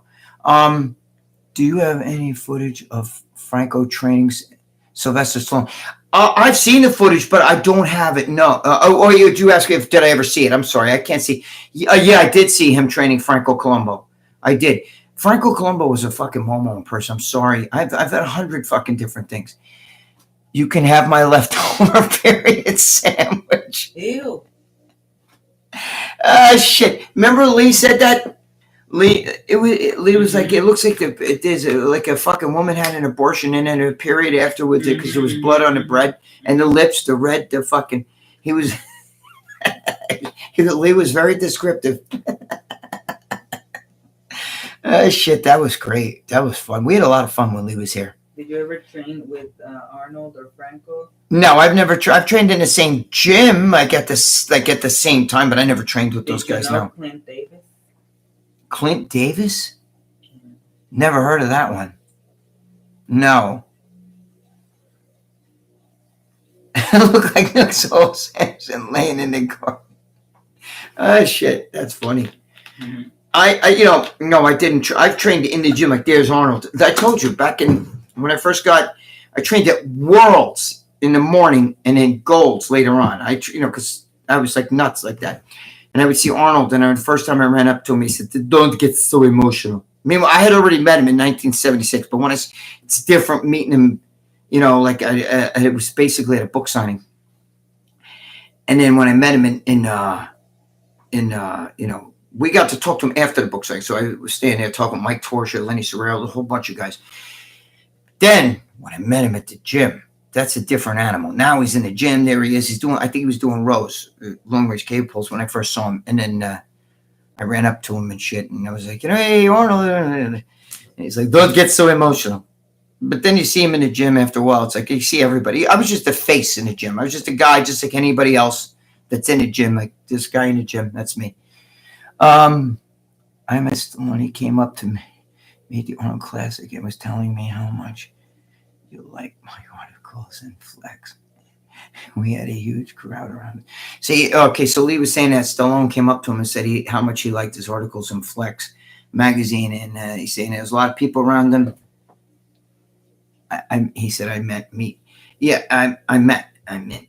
Yes, yeah. So I know that Stallone was a really big bodybuilding fan. You know that. He probably loved you. You know what I mean? Because you were so like fucking jacked and ripped and everything. And he, and you look way better than Colombo. Like I seen Colombo in person a gazillion times. I mean, in shape, out of shape. When I was young, I liked Colombo because I'm Italian and he's Italian. I liked Ferrigno because he was Italian from New York. I'm Italian. You know what I mean? Like that kind of shit. Now that both of those two guys disappointed me. John Bravo, Greg, I know you say everyone's a good guy, but who is the biggest asshole you met in this industry? Ooh. Who's the biggest asshole? Save it for his channel. Oof. Give me a minute to think about that one. Oh, man. I'm trying to think who was the biggest. I probably. That's Tommy from Shopper. Probably either Lou or Franco. Probably Franco. They said Sean Ray. Come on. And Sean's always was good with me, especially when we worked at Muscular Development together. He's the one who actually let me know that, that Adina was pulling shit and that stuff was coming for me. You know what I'm saying? Like he actually called me and said, listen, I got to give you a heads up. So Lee Bree said someone said Hulk Hogan said I was his favorite bodybuilder.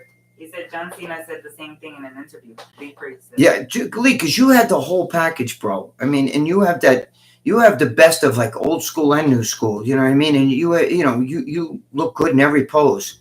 You were hard, thick, dense. You were like you had it all, especially in that era. You know what I mean? You had today's type of muscle in that era. That's why I say your shit was stolen. I'm sorry, but Antonio Romero says very healthy that you can't think of one. This is how you know Greg ain't bitter. Yeah, thank you. It's hard because I really do get along with everybody. I mean, Franco just had. I remember when I introduced Franco to. I told you guys, Alessandro Savi, who's a very close friend of mine. And, Alessandro's like 5'1" and 250, 255. And, he's hard, ripped, big. And fucking the first thing Franco did, I told him, Franco, listen, he won Mr. World, he won every show that you won, Mr. Italy and everything. And Franco goes, yeah, let me see his abs. And he grabs his shirt and he lifts up my friend's abs. And my friend has abs, you know what I mean?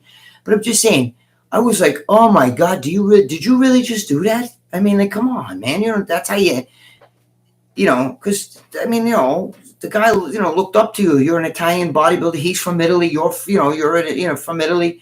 You know what I mean? Even in Sardinia's part of Italy, he won the Mr. Italy. So shit like that.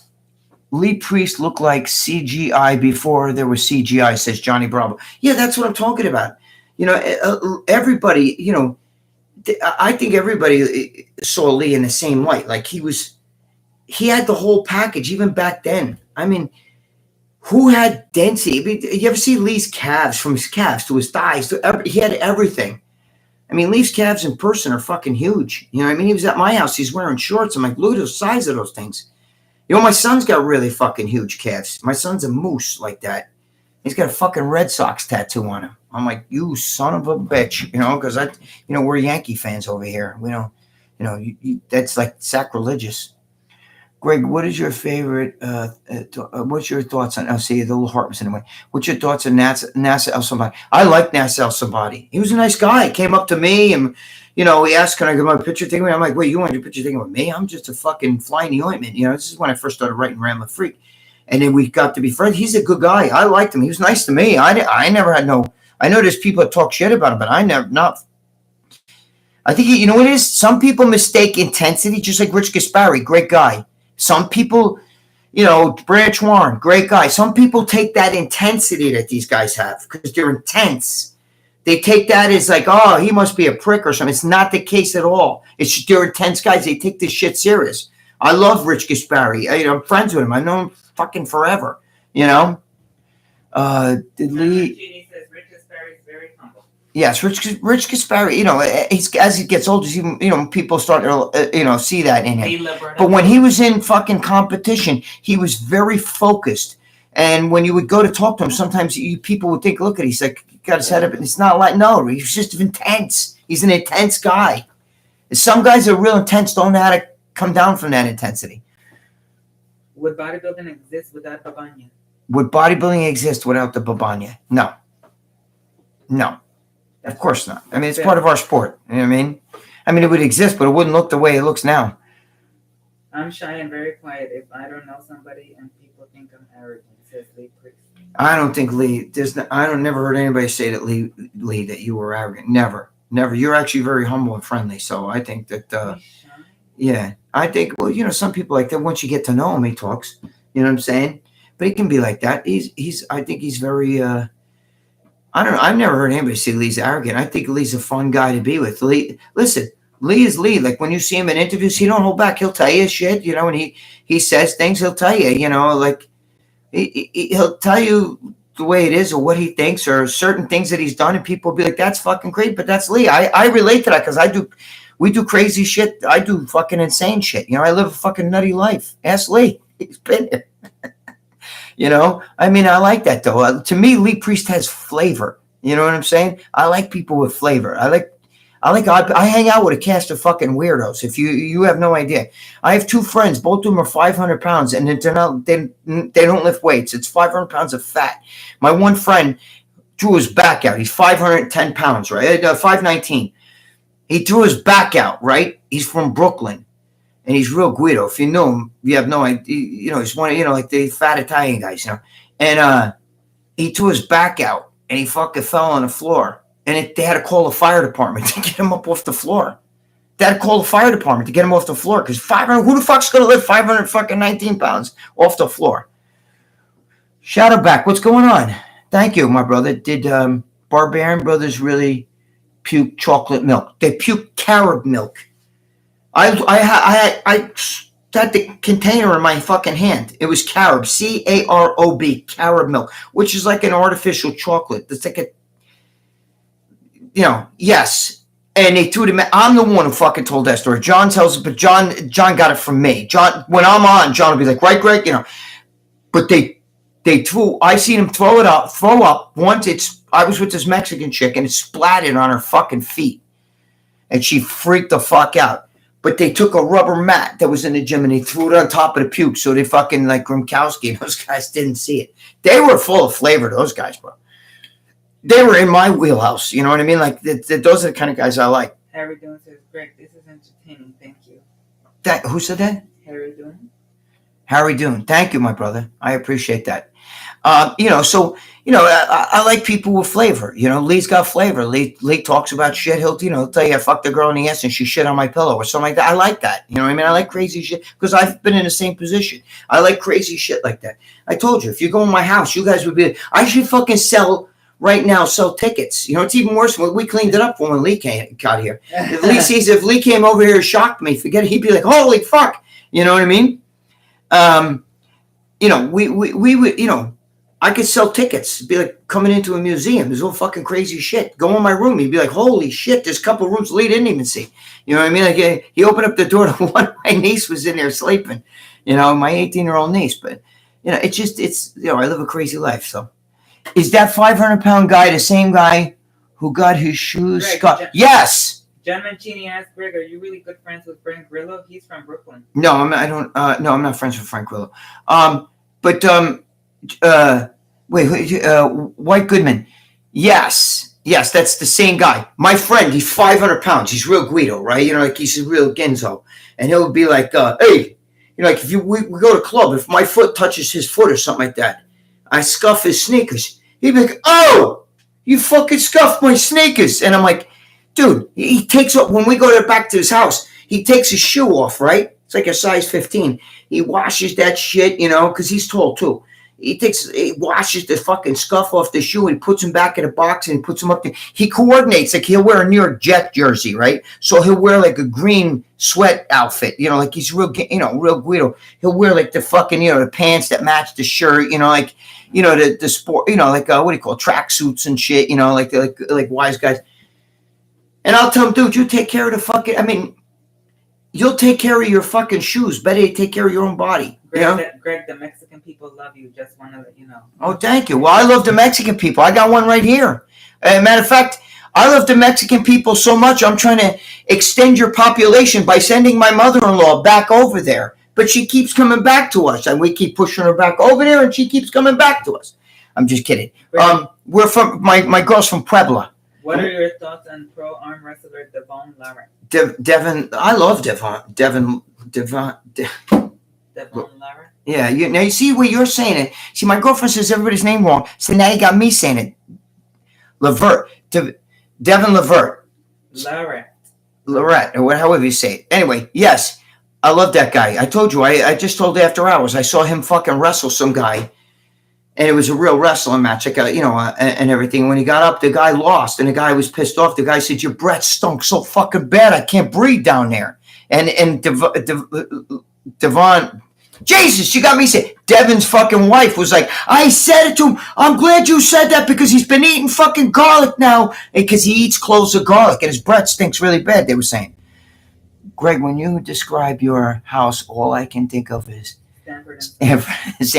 It is. And you know what's funny? That's my Sanford is my ex-wife's maiden name, Sanford. She's half black, half white. But and that's the mother of my kids. Yeah, it is like John. John, listen to me. Watch Jimmy the Bull in a video with Lee Priest and everything. We're to walk around in the junk section where we do our thing. Jimmy the Bull's like, I never seen anything like this. Is like, what is this? Look at all this stuff, bro. You have no idea. Idea. What is your bodybuilding split?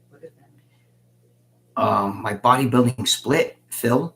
Are you talking about like when I was younger? I used to train each body part 3 times a week because that was the thing. That's in the 1970s. Then in the 1980s, I would do chest, back, and shoulders on Monday and Thursday, bis and tris on Tuesday, Friday, and legs. Always give a day just for legs. I killed my legs on Wednesdays and Saturdays, and I was off Sunday. And now, it's just, I'm older now, so I'll do one body part a day like that. You know what I'm saying? I give a day because it's too much. I can't do that. And, so each body part gets hit once a week. But twice a week, each body part twice a week, back in the 80s and 90s. Now, from 2000s on, I can't do that because I'm 64, So, but what was I saying? White Goodman's, Greg, how is the Elantra and Red Door Honda. Wow, Dwight, you know that? Yes, it's very good. Thank you. I just got that new tires on the Elantra. There's a whole story behind that one. Holy shit. Phil says, Greg, you look great for your age. Who said that? Phil. Phil, thank you. I appreciate that. John Saldi, Greg, what up, my guy? Do you believe that I'm John Saldi? Oh, John Saldi on there. Hey, John, how are you, man? How you been? Any tips on Good seeing you. Any tips on growing huge forearms? Cute Cosmo 86. Just train him. There you go. I mean, like, you know, there's no tips. Just train. You know, you got to train him. You got to make sure you do reverse. I used to like to do reverse curls to hit the top of the brachialis where the bicep goes in and, you know, meets it and everything like that. Wait, somebody just asked me another question. Attack. Last question before I hit the stack. Do you ever recommend forearm exercises? One more attack. Last question before. Do you ever recommend forearm exercises? Yeah, I would do the reverse and then like this. You know what I'm saying? But I also like to do hammers and reverse curls too. So, you know, it's a little bit of both. I like to superset that shit.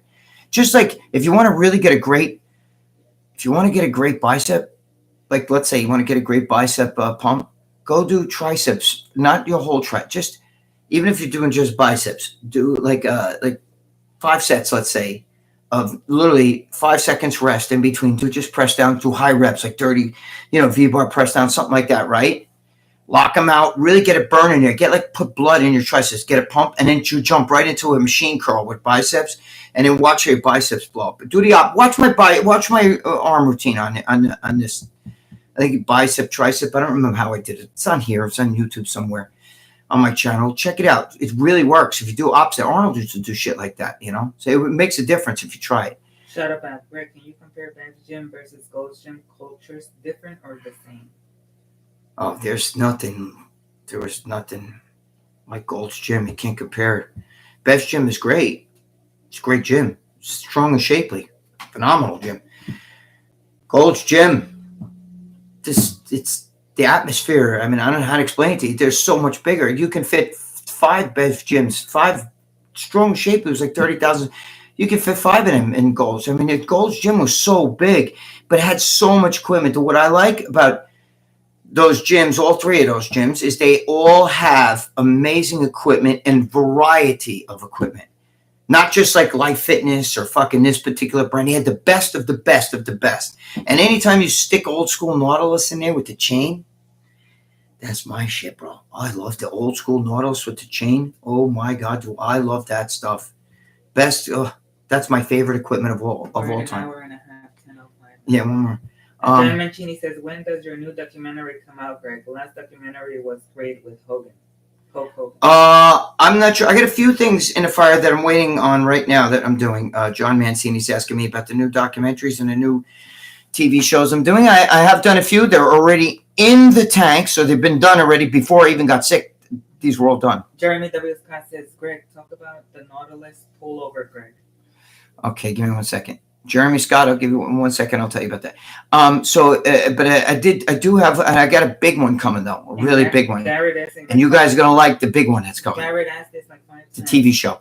It's a movie. Garrett asked this like 5 times. Greg, what was your diet like and cardio like when you were lean in the 80s and 90s? Okay, so let me 2 things. I'm gonna what's his name? Scott asked me. Where is it? Garrett. I'm gonna get to that 1 second. Okay, Jeremy asked me about the Nautilus pullover. I love it. The Nautilus pullover like this. You hold on to the handles. That's the greatest machine. I mean, that whole pullover system.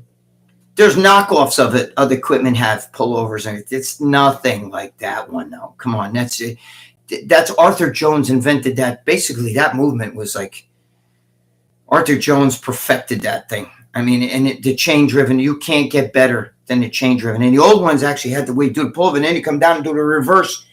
You know what I mean? Pull. It had the little bar up there. It's unbelievable. But and I love it, by the way. I love it. Tommy Parker, big fan from Australia. Garrett, really fit. Who said that? Tommy Parker. Tommy Parker, God bless. Thank you, my brother. And Garrett was asking, what was your cardio? Garrett, my actual date, actual diet. I said date. What an asshole. My actual diet in the 80s. You're asking the 80s. In the 80s, I did the whole fucking, which is when I really competed and got, you know, I dude, I didn't lose either. And like Lee Priest, I was natural beating grown-ass men, even when I was a teenager.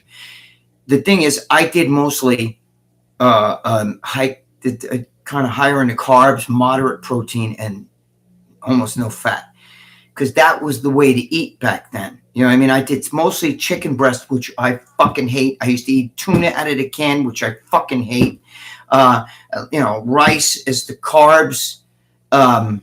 I would eat like sherbet. The Dave Show, Lee Haney used to do that, but I got it from Bob Gruskin. I would eat the same food. See, I would eat basically lettuce with friggin' vinegar and shit on it. But I didn't. See, the problem with me is even right now with the whole fucking thing I got going on, John Bravo, most people, I eat the same foods all the time. I hate that.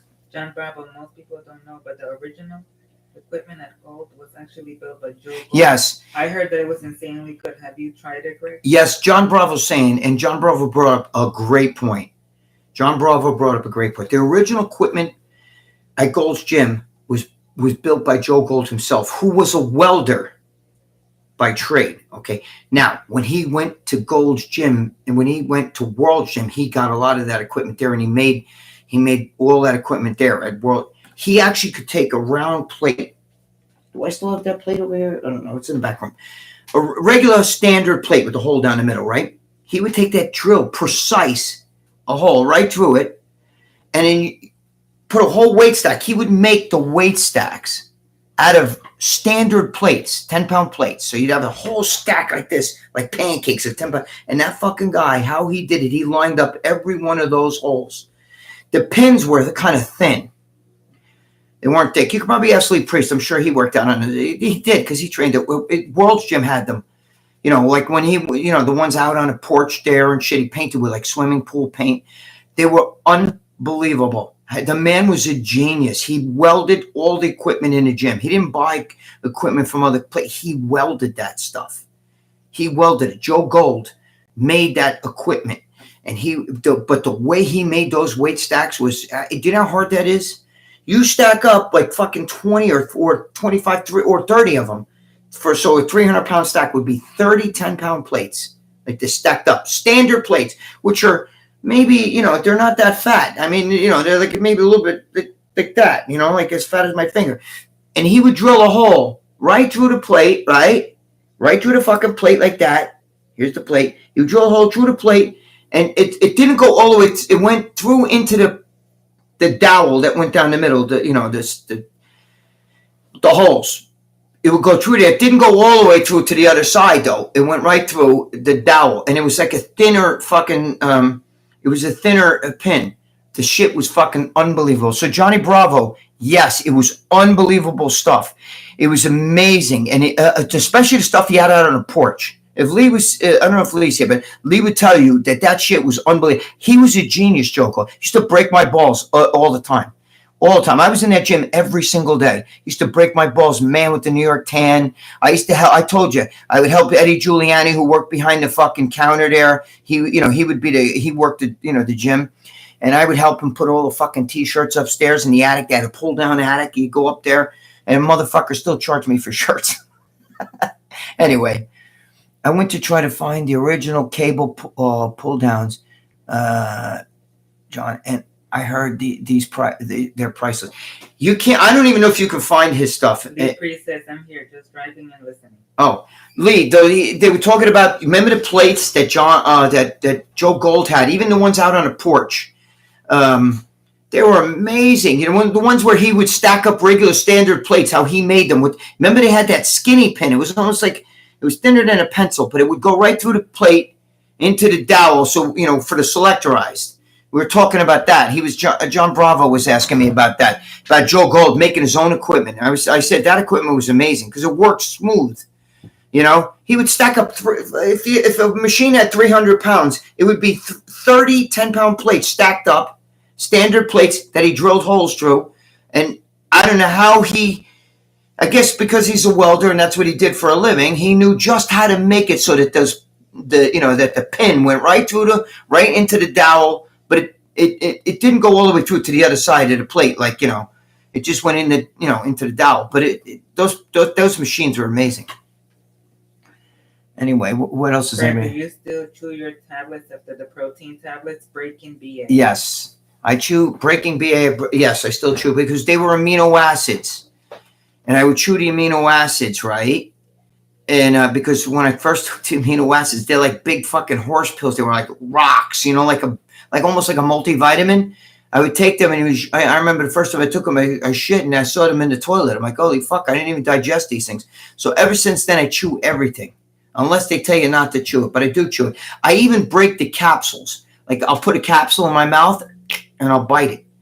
Like Lucia, give me a game face. Come here, because they're capsules. I know they're right there. Lou, I'll show you in a second. I bite them because I don't know if you guys ever had this happen. I know Lee has because Lee and I have talked about this. Where you take a capsule, it's got powder in it, right? And you swallow it. Sometimes, if you put powder on water, it sits on the top of the water, right? So it doesn't get absorbed. So if I burp like this, all of a sudden the fucking powder is like smoke comes out of my mouth. You know what I mean? This happened to me when I was young. So I'm like, holy shit, So I don't. So now I bite the capsule just to perforate it, and so when I swig the water, it gets in there and wets wets the powder that's in the capsule. Where is it? Give me a watch. I want to show you what I do. Give me a fucking game face bullshit. Throw it. Look, game face. Anyway, look, I take the fucking capsule. TC, Greg. TC says get some guests and leave RX. Hey, I will. Hey, you hear that? That broke, right? These things taste like ashes. Yeah. Now, it's broken. I'll pick a fucking swig. I think like 3 of them I lose, but I'll take 2. Well, anyway. Oh. Hey, all gone. Now I got a blue tongue because they're blue. I can take one more for good measure. And I do that because if I bite them, it's like come get stuck on your tongue. It's like come get stuck. He said it's like come getting stuck on your tonsils. Well, it don't happen anymore, Lee, because I got my tonsils removed. But no, so I take that. I bite the capsules too. So I bite everything I take. I bite. I don't really bite the oil things because then the fucking oil gets in your mouth. That tastes like shit. Not that those game face are great shit, but that tastes like cigarette ashes and stuff. Thoughts on gray hair at age 32 for men? Genetics or deficiency? I think that's genetics. So whoever's asking me about gray hair for men, Monster June. If you got gray hair in your 30s, it's just it's a genetic thing. It's just like a leaf on a tree. It's programmed to die in the fall and then regrow. Listen, guys talk about steroids making you bald. There's plenty of guys. Lee has good hair on his head. You know what I mean? I got a little bit. This is fuzz here. I'm not totally bald, but it's like there's plenty of bodybuilders, Nick Walker, guys like that have thick hair, full heads of hair, and they're juicing their mind. And there's other guys who, the minute they start taking steroids, they go bald. Other guys get bitch tits. Other guys, I don't get that. I don't get the ball shrinkage. Other guys get zits. Never got zits. Everybody's different. Do you remember me from Powerhouse with Christine and me, Ethan? Ethan Abel. Is that Ethan Abel? Yes. Of course I remember you, Ethan. Eaton. I said Ethan. Jesus Christ, I'm listening to her. Eaton, of course I remember you. I remember you. You know what's funny, Eaton? I remember you. You guys detailed my car, and I had an argument with my girlfriend. I threw a slice of pizza at her. I don't know if you remember that. And it was pizza fucking shit on the top of the car. And you told me, me. I think it was it you and Kelly or you, Christine? I forgot who it was that you were with. And you said we cleaned your car, and it was barf on there. And I said, no, that wasn't barf. That was pizza. Do you remember that? That was pizza cheese. Of course I remember Eaton. Yes, Eaton. I remember you very well. I hope you're doing well, man. How are you doing? Yeah, Eaton went for a show. I don't remember the outcome, Eaton, but I remember, you got really jacked for a while there. You were looking great. I hope you're still working out. I remember you doing a boxing. Of course, I remember all that. Yeah, I'm glad to hear that, man. Holy shit, I remember that. I remember you doing that with my car. You thought it was barf, but it was pee. It was actually like cheese from the pizza with the splat, you know? He said, good. Yeah, of course I remember eating. My God, that's we're going way back now eating. That shit's been, I haven't had that gym in over 20 years. That's crazy. Somebody said it's yeah, late night at the gym. Yes, we'd have late nights, boy, at that gym. Forget it. Man, I'm glad to hear you. Should hit me up privately, you know, or go to Joe Beans. Look for me on my Facebook. What's Facebook, right? Facebook is Joe, JoeBeanz. That's where all my friends and family go. Message me on there and we could talk. You know what I'm saying? I miss you, man. I remember we had a great time. You were a great guy. I remember you very, very well. Don't think I forgot. You know? I've been trying to get in touch. Yeah, or you can, you know, where? Or you know what? Go to, because if I tell everybody my shit here, I then I got like psychos getting. Go to my website, right, and email me off there. All you have to do is like send an email from the website and write your name in the subject so I know it's you, and then I'll get back to you from my private shit. I can give you my phone and shit, you know. So let me know off there, and I'll definitely hit you up. Hey Greg, what gym will you be training at after your surgery? I'm 10-15 minutes away from you. I train. I don't always train in a gym. I train a lot at home.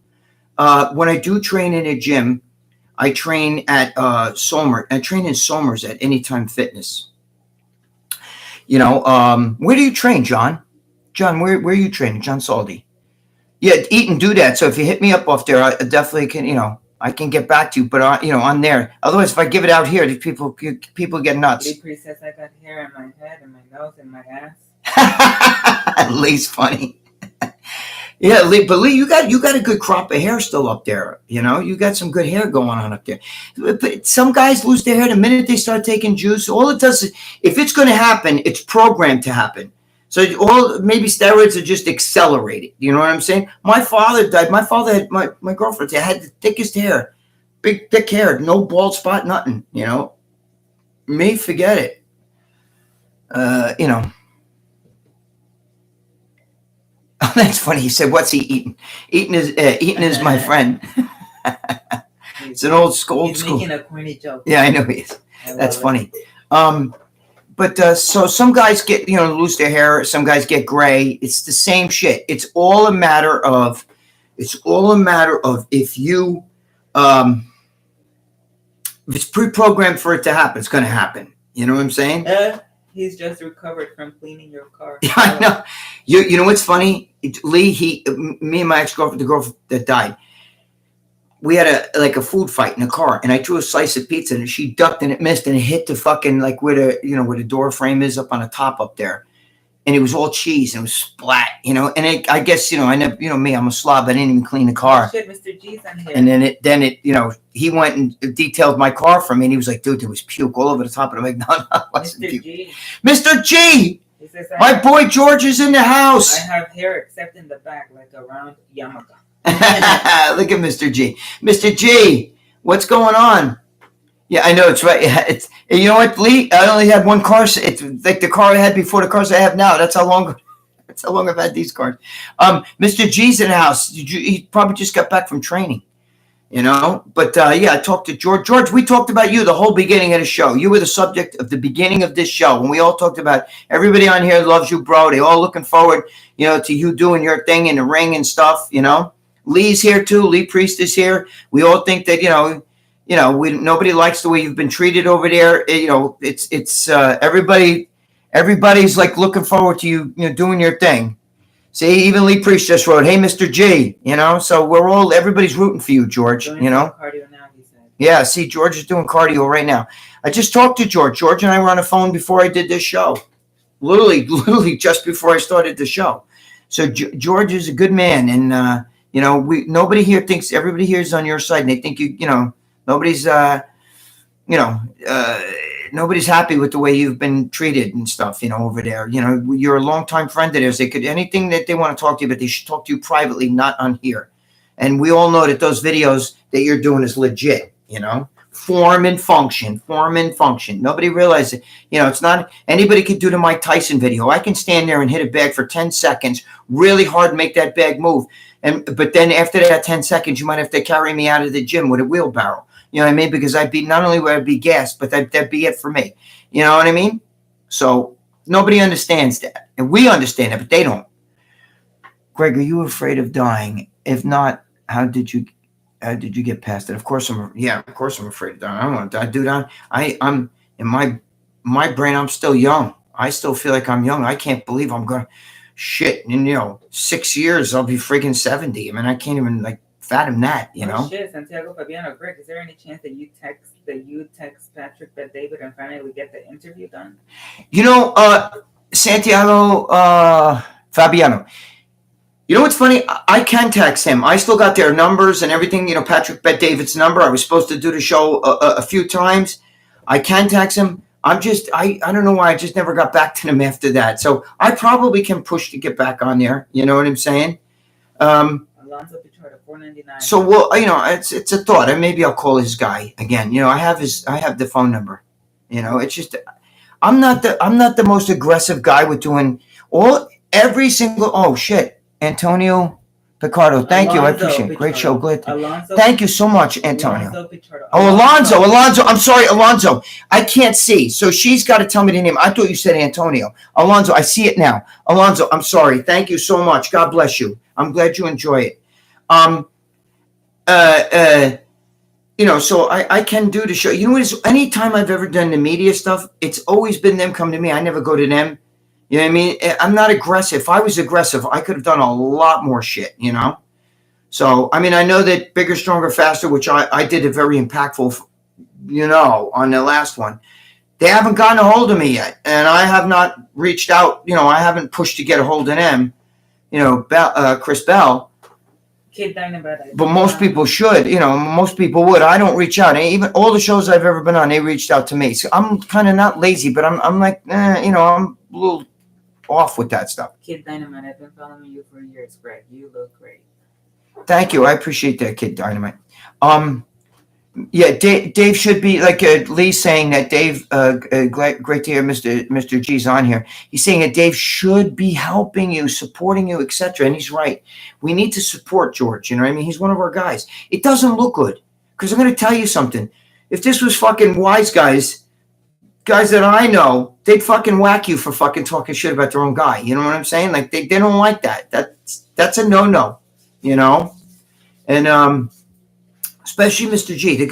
Again, I was even telling Mr. G today that it's good to see older guys, that are doing stuff, guys in their late 40s, 50s and stuff, and they're still doing stuff out there because this internet shit's all geared towards young people. You know what I mean? Everything is young people, but now you get older people, it's like,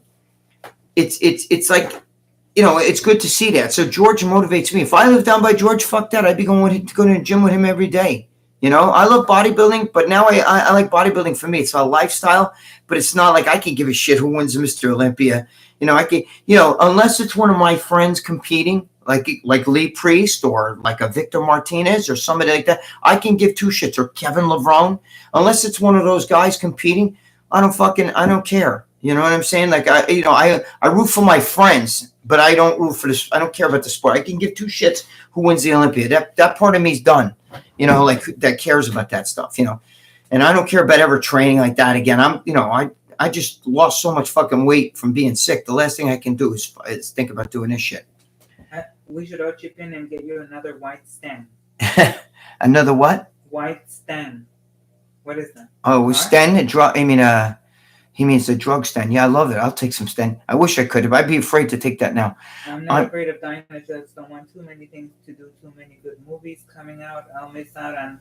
And what would the haters do without nobody to hate? I like. Lee put that up for Lee. That's a good one. Mm-hmm. Lee said he's not afraid of dying. He's got too much things to do still, too many movies to see. And who would the haters hate if he died? I don't want to die. You know what I mean? Am I afraid of it? I am. Yeah, I can't. Because I still want to live. I'm the kind of person, even if I'm 100, I still want to live. I'm not ready to kick the bucket, He said I was meant to do the show also, but then COVID came along. Yes, I heard that, Lee. I heard that you were supposed to do the show. David? Yeah, Patrick Bet David. I was supposed to do it. I had like 3 different appointments with him. But the problem was I had 3 fucking surgeries when I had throat cancer. He wanted me to come February 13th, 2020.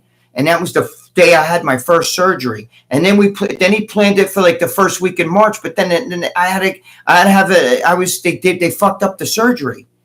So then I had to turn it down because I had to go again to have a second surgery, and that was March 17th, the day Trump shut down the economy, the country because of COVID. It was the exact day, March 17th. I was in a hospital. I was in there for 4 or 5 days. I was in there in Mount Sinai in New York City, and then they asked me, they put it off to the end of March, and then it's too late. Nobody can fly and everything like that. Plus, I was still recovering from the third surgery, which I had March 24th, which was an emergency surgery to save my life. So, I don't know if he thinks I'm playing games, but then after that, he wasn't doing lives anymore. He started doing it, on the thing. But whatever, he's in a different place now. He's doing like big celebrities, and he's doing a lot of like political shit, Because back then he was doing a lot of bodybuilding stuff because he himself was into recreational bodybuilding. 2 hours now. Greg, did you ever take Xanadrin with the original recipe? Real MMA ass. Did I ever take Xanadrin with the original? No, I'm not sure what that is. What is Xanadrin? Greg, you ever ran HGH? What's your thoughts on it? No, I never Greg took. can be it. I never took HGH. Nope. I don't like shit. I'm an androgen junkie. I took a lot of androgens. Maybe he's also asking if you ever sold it or something. Did he ask if I sold it? It says, Greg, you ever ran HGH? Ran? No, he mean when he says, "Did you ever run it?" He means did I ever take it, not ran it, as in sold it. Love testing EQ. Yes, me too. But I like the EQ. I like my favorite EQ was Ganabol, which was Dominican equipoise. Luciana, Greg. Good night, guys. John Saldi. John Saldi, thank you, my brother. Good seeing you here. God bless you and your family. Ephedrine? Is that what you're trying to say? It said it had ephedrine. Oh, it had ephedrine. Xanadrin? That does sound familiar now that he's saying it. Xanadrin. Oh, wait a minute. That was put out by the same people that put Yeah. No, I never took. I took straight ephedrine. Ephedrine, whatever. You know what I mean. That was put out by. I know what you're talking about now. That's like a weight loss thing that they pushed that shit out there. That was more of like an ephedrine fucking stack with was it caffeine and aspirin? It was one of those type of things. You know what I'm saying? Maybe see you tomorrow night. Okay, yes, I'll be there, John Saldi. Thank you, my brother. I'll be on the Joseph Potter tomorrow night at 8:00. I get a little more, then I got to run, guys. Yeah, I know what you're talking about. I'm sorry. Yes, I did Xanadrin. Yes. I didn't take it because I like to take ephedrine. I don't like all those other things. You know what I'm saying? That was put out by. It might have been the same people that did Cybergenics. Remember that shit? I think it was that same thing, Xanadrin. I know what you're talking about. It's a black and blue and white label. I remember. Someone did a video of the old. No, I never did Nullivar. What's that? Someone did a video of the old Ultimate Orange bought on eBay with ephedra. Oh yeah, Ultimate Orange back when it had ephedra. The best though. What was it? A juice? No, yeah, it was like a fucking powder. Yeah, it's like a powdered drink, Ultimate Orange. It's supposed to be like the Ultimate Orange drink. You know what I mean? Meanwhile, it had ephedrine in it. It's to say the best one was my ex-boss, Steve Bleckman, had Ripped Fuel and Red Line too by VPX. Oh my God, those things. Jim Rat said I used to buy ephedrine at the gas station in the 90s, mix it with caffeine. Yes. Caffeine and aspirin before cardio. Yes, Jim Rat. Yes, but I don't like the aspirin part. Even the caffeine. If I'm taking ephedrine, I don't need that. But the aspirin part, I don't like because that fucks your stomach up. All that shit, it helps you to burn fat. I don't know about that, Captain Protein Cookies, just like Tyson said.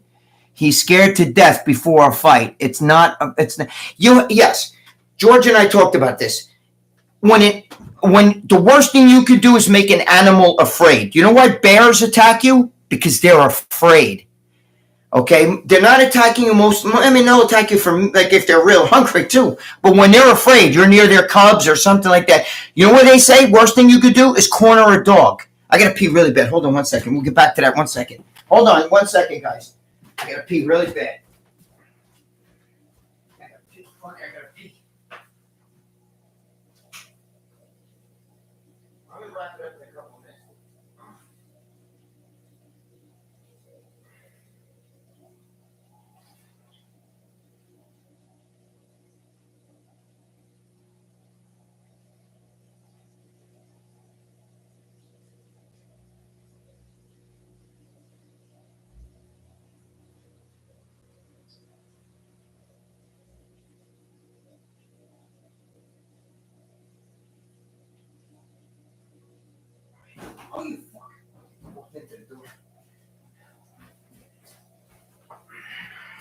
Greg, did you ever try? So wait a minute, I just wanted to say something. Yeah, so like if you ever corner a dog, that's what George is talking about, and that's what Mike Tyson was trying to say. When you make Mike Tyson afraid, it's part of his thing. It's not really afraid. Like, oh my god, I don't want to fight. It's not like that. It's like afraid. Like I can't explain it. It's I'm not afraid of losing, but afraid like I have to do this. Like you're putting my back to the wall. Like I have no choice. But you're making like the fear of God, so to speak. You put it. It's the same thing. You put a dog in a corner. You corner a dog, and that's the best way to get that dog to come after you and bite you. Same thing with a bear. You go near a bear's children, it's afraid. You make that bear afraid, it's going to come for you. What were we saying? That's what George was trying to say, and that's what he meant about Mike Tyson. Because when Mike Tyson just recently talked about that, he said the worst thing you could do is make me afraid. Because when I get afraid, that's the beginning of how I fight. You know what I mean? And up until the moment he gets in the ring. And then that makes him a warrior. Do you understand what I'm saying? It's almost like if you make somebody would have protecting their family, you make them afraid, like for their family. Now you make them say, "Well, look, I'm willing to die for my family. I'm willing to die to fucking to save their lives." Now you putting my back against the wall like that. I'm gonna fucking do everything I can, and that's what he means, and that's what George means. So it's normal. What was the most powerful oral steroid that you took? Did you ever take Superdrol or Halo testing? I took Halo testing. It's okay. I mean, I loved Anadrol. Anadrol. My favorite oral? Metanibol, which is Polish D-ball. They came in the orange strips. Those fucking things were unfucking believable. Orange strip. There was like 20 of them. Metanibol. Oh. They were lovely, man. I got jacked on that shit, bro. That's what got me up to 276 pounds at 5'6". It's pretty fucking heavy, and I wasn't fat either. So, would your parents put up with all those long statues? Would my parents put up with the long statues? I don't know, Steve. You tell me. Kev. Yeah, that. I think that might be Steve. I'm not sure. Whatever. I don't see, but when you don't want to tell me who you are, and I think I know who it is now, but we'll we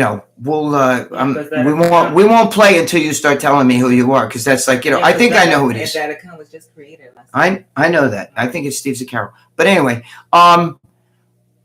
either way, don't answer his questions anymore, because if they're not gonna tell me who they are, then I don't want to play with them.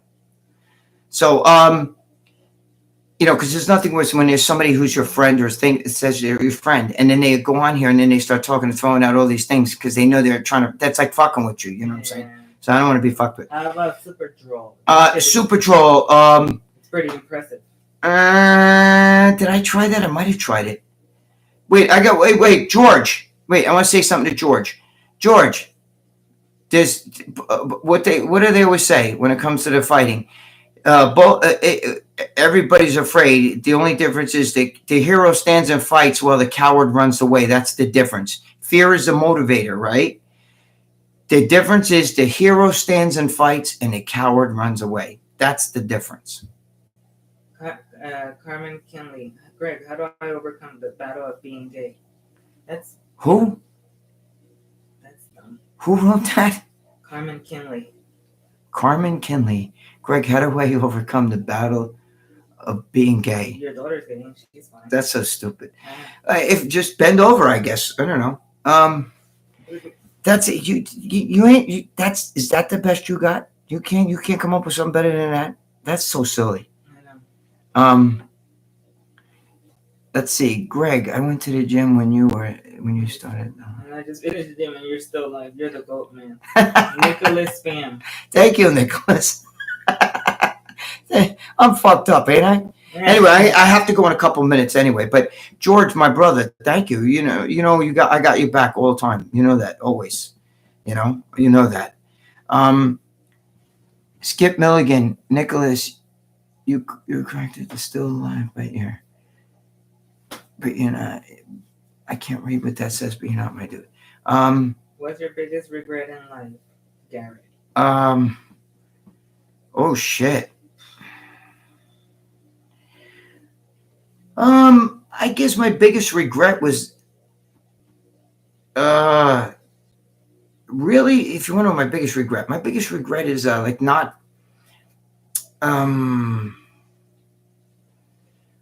I did my own thing from when I was young. When I was in high school, I would go out. I worked at a bar. I was a senior in high school. I worked at a strip club, right? I took a stripper to my senior prom. I was known for that. I was, legendary for that shit. But I think my biggest fear was that I didn't spend enough time with my family because I was always out. Like my mother would freak out because I would be gone for like days. And back then there was no cell phone and shit. I would never call. They had no idea where the fuck I was. I was 18 years old. I was 17 years old. I'd be out of be in high school and I wouldn't even show up for school. I would do things. And my parents were, Nicholas fam, if you ever come to Sacramento, California, you can stay at my place. Thank you, Nicholas. I really appreciate that. But so my biggest, it's funny you asked me that because like I could have done more with I didn't have, both my grandfathers died before I was even born. But, I could have done more with my grandmothers. Like there's like things about my own family that died when my sister died. She had all the answers because she was like, very family. And I was always out doing things and didn't like, again, my mother would freak out. Where were you? You'd be 17 years old. I would never come home. I'd be out with some girl, some stripper, and staying in motels or fucking wherever, doing stupid shit like that. And not, of course, that's cool. You guys might be like, oh, that's great. Oh, yeah, fucking. But the thing is that, like, my grandmothers both died and everything, and other family members died. It took like some of the family history with them, and my mother died young, and then I didn't get to know enough shit. There's shit that I want answers to, like about, but just history of the family, different things like that. That my sister was there, but I wasn't. You know what I mean? Like I didn't spend time with the family like I could have because I was always out fucking around. Not for nothing. I was a bad boy, as a kid. You know what I mean? Like I was always,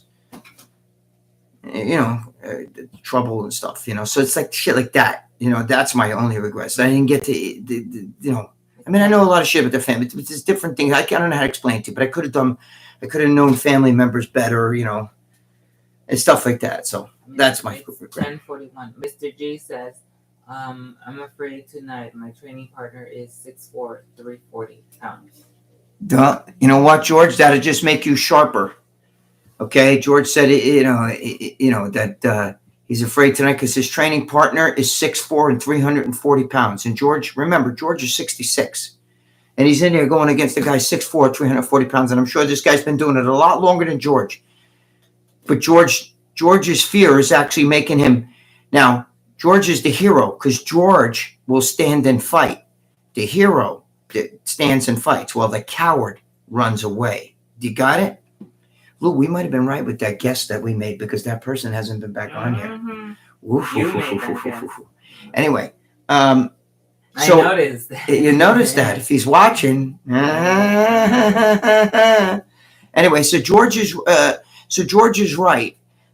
So he's going to go in there and he's going to fight. Doesn't matter. That's going to make him more aware. It's going to make him more cautious. He's going to get in there and he's going to use his head more because in a fight, this is nothing. It's this that wins fights. It has nothing to do with hands or how hard you hit. There's a lot of guys who win fights because they use their cabezos. Smart guys can fucking do muscle any day of the week. Lee Priest says a little fear keeps you on your toes and keeps you alert.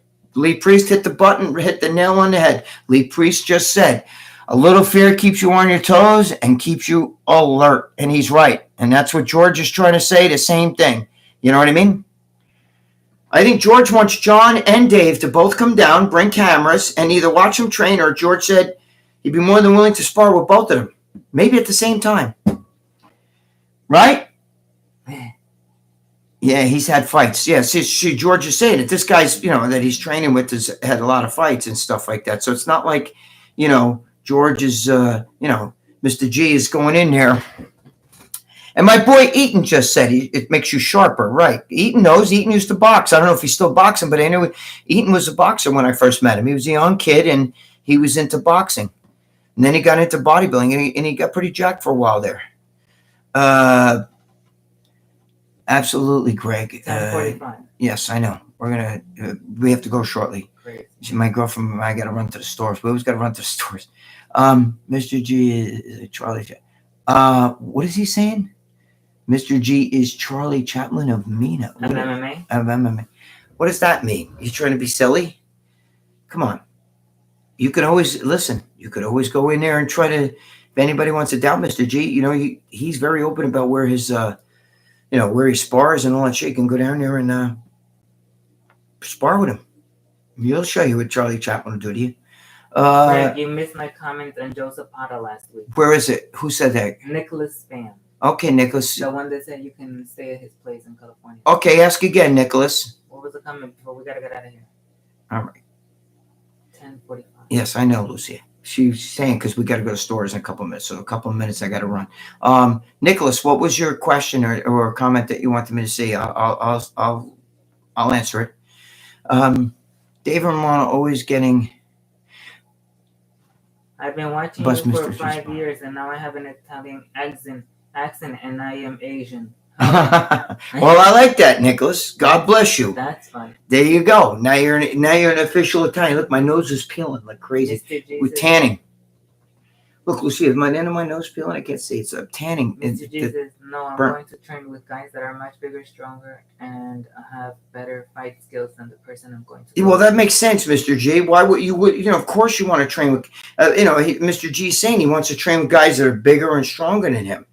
Okay, because it makes him tough. It makes sense. I mean, it makes you sharper when you have to fight guys that are better than you. You have to go in there and you gotta get you gotta be on your toes, like Lee said. That's it. What does this say, Greg? Did you ever try SIBA or D-ball? SIBA D-ball? Is that what you're talking about? Yes. SIBA D-ball. Mm-hmm. No, that's before my time. I mean, I was around when that was run, but I didn't take steroids back then. I just took I liked the Polish D-ball was my favorite. Matana ball was great. I did like Russian D-ball. I took the Thailand D-balls, but a lot of that shit was fake. I think I don't know. I like the Russian D-ball, but nothing like Matana ball. Matana ball was unbelievable. So maybe that guy is the hater, the one that made that Charlie Chaplin comment. Why? What's he saying? Because he said Mr. G is a good guy. He's just delusional and doesn't stick up for himself. Why are you saying that? Well, how can you say he's a good guy in 1 second saying he's delusional? He's not delusional. What's delusional about him fighting? Go down there and spar with him. Go down there and spar with Mr. G if you feel that way. I mean, why? Because he's sick. What makes him delusional? He's in the gym every day. I've seen him hang and bang. He can hang and bang. Trust me. You got to know him. You don't know him. How is it true? Tell me how it's true. Mr. G is not delusional. Right. He's just respectful. Very nice. Yeah, there you go. Look at what Lee's saying. He's right. He's not delusional. He's respectful. That's why he doesn't call Dave or John out, because he's being nice and they're taking advantage of his niceness. Don't mistake Mr. G's niceness for weakness. Do not mistake Mr. G's niceness for weakness, because if he gets upset, Greg, he lets Dave and Romano shit on him. No, listen, I understand what you're trying to say, but he's not letting him shit on him. Trust me. If he let him shit on him, he'd be going on a show and taking their shit. He's not going on the show and taking it. He's taking it to them. He's already telling Dave, why don't you come fucking down to the gym, spar with me? You're talking about guys that don't fight. You know what I'm saying? It's easy when you don't fight to say shit about somebody. I mean, I know what you're trying to say, but that's not the case. That's not the case. He's not letting them push him around. He is a great man, and he does do great work. Okay. And he does stick up for himself. He does. Believe me. You know what the problem is? Lee Priest hit the nail on the head. You're mistaking Mr. G's niceness for weakness, because Mr. G is friends with Dave, okay, and he is friends with John, and we all really love each other, us guys, okay. But the thing is, he doesn't want to wind up getting to the point where he's going to wind up fucking saying to those guys, "Listen, come down here and I'll smack the fuck out of you," okay? Because he can, and he would easily, trust me. But he doesn't want to do that. They're not taking him serious, okay? They're not taking him serious, but they will. They will. He's legit. You guys don't know. I know George. I know him. He's legit. George is legit. It was big of Mr. G to go visit Big Lenny in the hospital. Yes, it was. Look at all the shit that happened with Mr. G. You're right. Who wrote that? Lord Deathspit? Yes, you're right. It was good of him. Laughing man, so Greg. That's what I'm saying. But no, you're not saying it like that. You can't say he's the Charlie Chaplin and then fucking even Lee Priest just tried to tell you to don't say it like that because he's let my ass out. That's what I'm saying, Greg. Okay, I understand that. Smoke one for the dead homies. Amen to that. Mr. G is an animal. Okay, but you just said he was the Charlie Chaplin and all that stuff, and you were saying other things. So he can't. He's not. And you said he's letting him disrespect him. He's not letting him disrespect him. They're lucky that he's a nice guy, because if he wasn't a nice guy, I know guys that would fucking freak out. Okay, let me tell you something. Jimmy the Bull, when you piss him off, he'll call you up and tell you, listen, don't make me fucking come down there. Like he did with, he gets crazy if you get him pissed off. And he's a good man. You can't fuck with these guys. We're all friends, for real. Outside this bodybuilding shit, we're all friends. You're right, I was throwing jokes, but in all honesty, I didn't mean to troll him. Okay. I love what he does. Sorry if any offense. Okay, then we accept that. Okay, smoke one for the dead homies. Thank you for saying that. You hear George's right here saying, I want them to see what it looks like up close when they have no idea. George and I talked about this, okay? And I'm telling you right now, I understand you were making a joke, and that's okay. Thank you for straightening that out with George. Thank you for saying that, okay? Because I appreciate that. And I respect when somebody says, hey, listen, I didn't mean it that way. Thank you. Thank you, Smoke One for the Dead Homies. Thank you, okay? But I'm telling you, George is not playing around, and those guys are in for a shock because he's legit. And he listen, George doesn't care. George would go in there with Mike Tyson if it meant he again, like he said, he would. He's not cocky like I'm going to go in there and fuck Mike Tyson. He's not like that at all. He knows I may go in there and I may get knocked out, but I'm going in there. I'm going in there because the hero stands and fights while the coward runs away. And that's what he's going to do. I may get knocked out, but I'm going to go fucking in there. And I can tell you right now, he's not going to walk, in his mind, Mike Tyson's not going to walk away with a smile on his face, because at least I'll get one shot in, whatever. That's the way you have to think when you're going in that shit. And that's what he means. And it bothers him that, these are his friends. Look, if one of your friends, Smoke One for the Dead Homies, had an issue with you, let's say, I don't know, they don't like the way you treat your girl or whatever, you wouldn't like that if they talked about it on YouTube or in front of everybody or put it out there on social media. You say to them, listen, if you have a fucking grievance with me, talk to me. You're supposed to be my friend. You talk to me about that. You come to me, call me up on the phone, we talk. And we talk about it, but don't bring that shit out in the fucking public and talk about it, because then you're fucking hurting my fucking feelings. And then you're making me think, well, maybe you're not really my friend. It's almost 11. I know. And that guy Ian Abel says today everyone is a telephone tough guy. Yeah. Eaton. Yeah. This is my friend Eaton, yes. She was saying, my friend Eaton saying everybody's a telephone tough guy. You're right. Yeah. But, well, today they're an internet tough guy. Back in our day, before we had this internet shit, this social media bullshit, when you and I were in the fucking gym back then, that's what people tell us today. People make videos about each other. It's unbelievable, It's unbelievable today. But I'm going to get off in a second here because me and her got to get to the stores. They fucking close in like an hour, right? What's it, 11 o'clock? Yes, it's 11 now. Holy Christ. Crazy. Me and her, we're always the last person in the store. And they all know me, too, at ShopRite. 2 hours and a half? But, yeah, something like that. But, all right, guys, listen, I'm going to get running here. I love you guys, man. Thanks for being here. We always have fun when we do this shit, I really appreciate it. Gianluca Bruno and Chestnut are saying thank you, Gianluca Bruno, Chestnut. Thank you. Smoke One for the Dead Homies. Thank you. I appreciate you standing up like that. That was a good thing, what you just did. Thank you. Carmen Kinley. Yeah, I have Primatine for the first time, Greg. I love it, bro. Yes, Primatine. Don't, but the only guys talking into the bronchate. That shit's bullshit. Bradford McDermott. Thank you. This is when I'm going to pay up. My meds are back to back. Breaking BA. Very good. Oh God! What happened? Someone said they bought a shirt from your store. I think. Who bought a shirt from what store? Real MMA. I got my pops a Momo shirt. Oh shit! Thank you, Real MMA. I forgot that there's. My girlfriend built a store with those shirts and stuff and all that stuff. Yeah, so I forgot about that. Jim Rat, thank you, my brother. John Mancini, Harry Nutt, Bradford McDermott, thank you.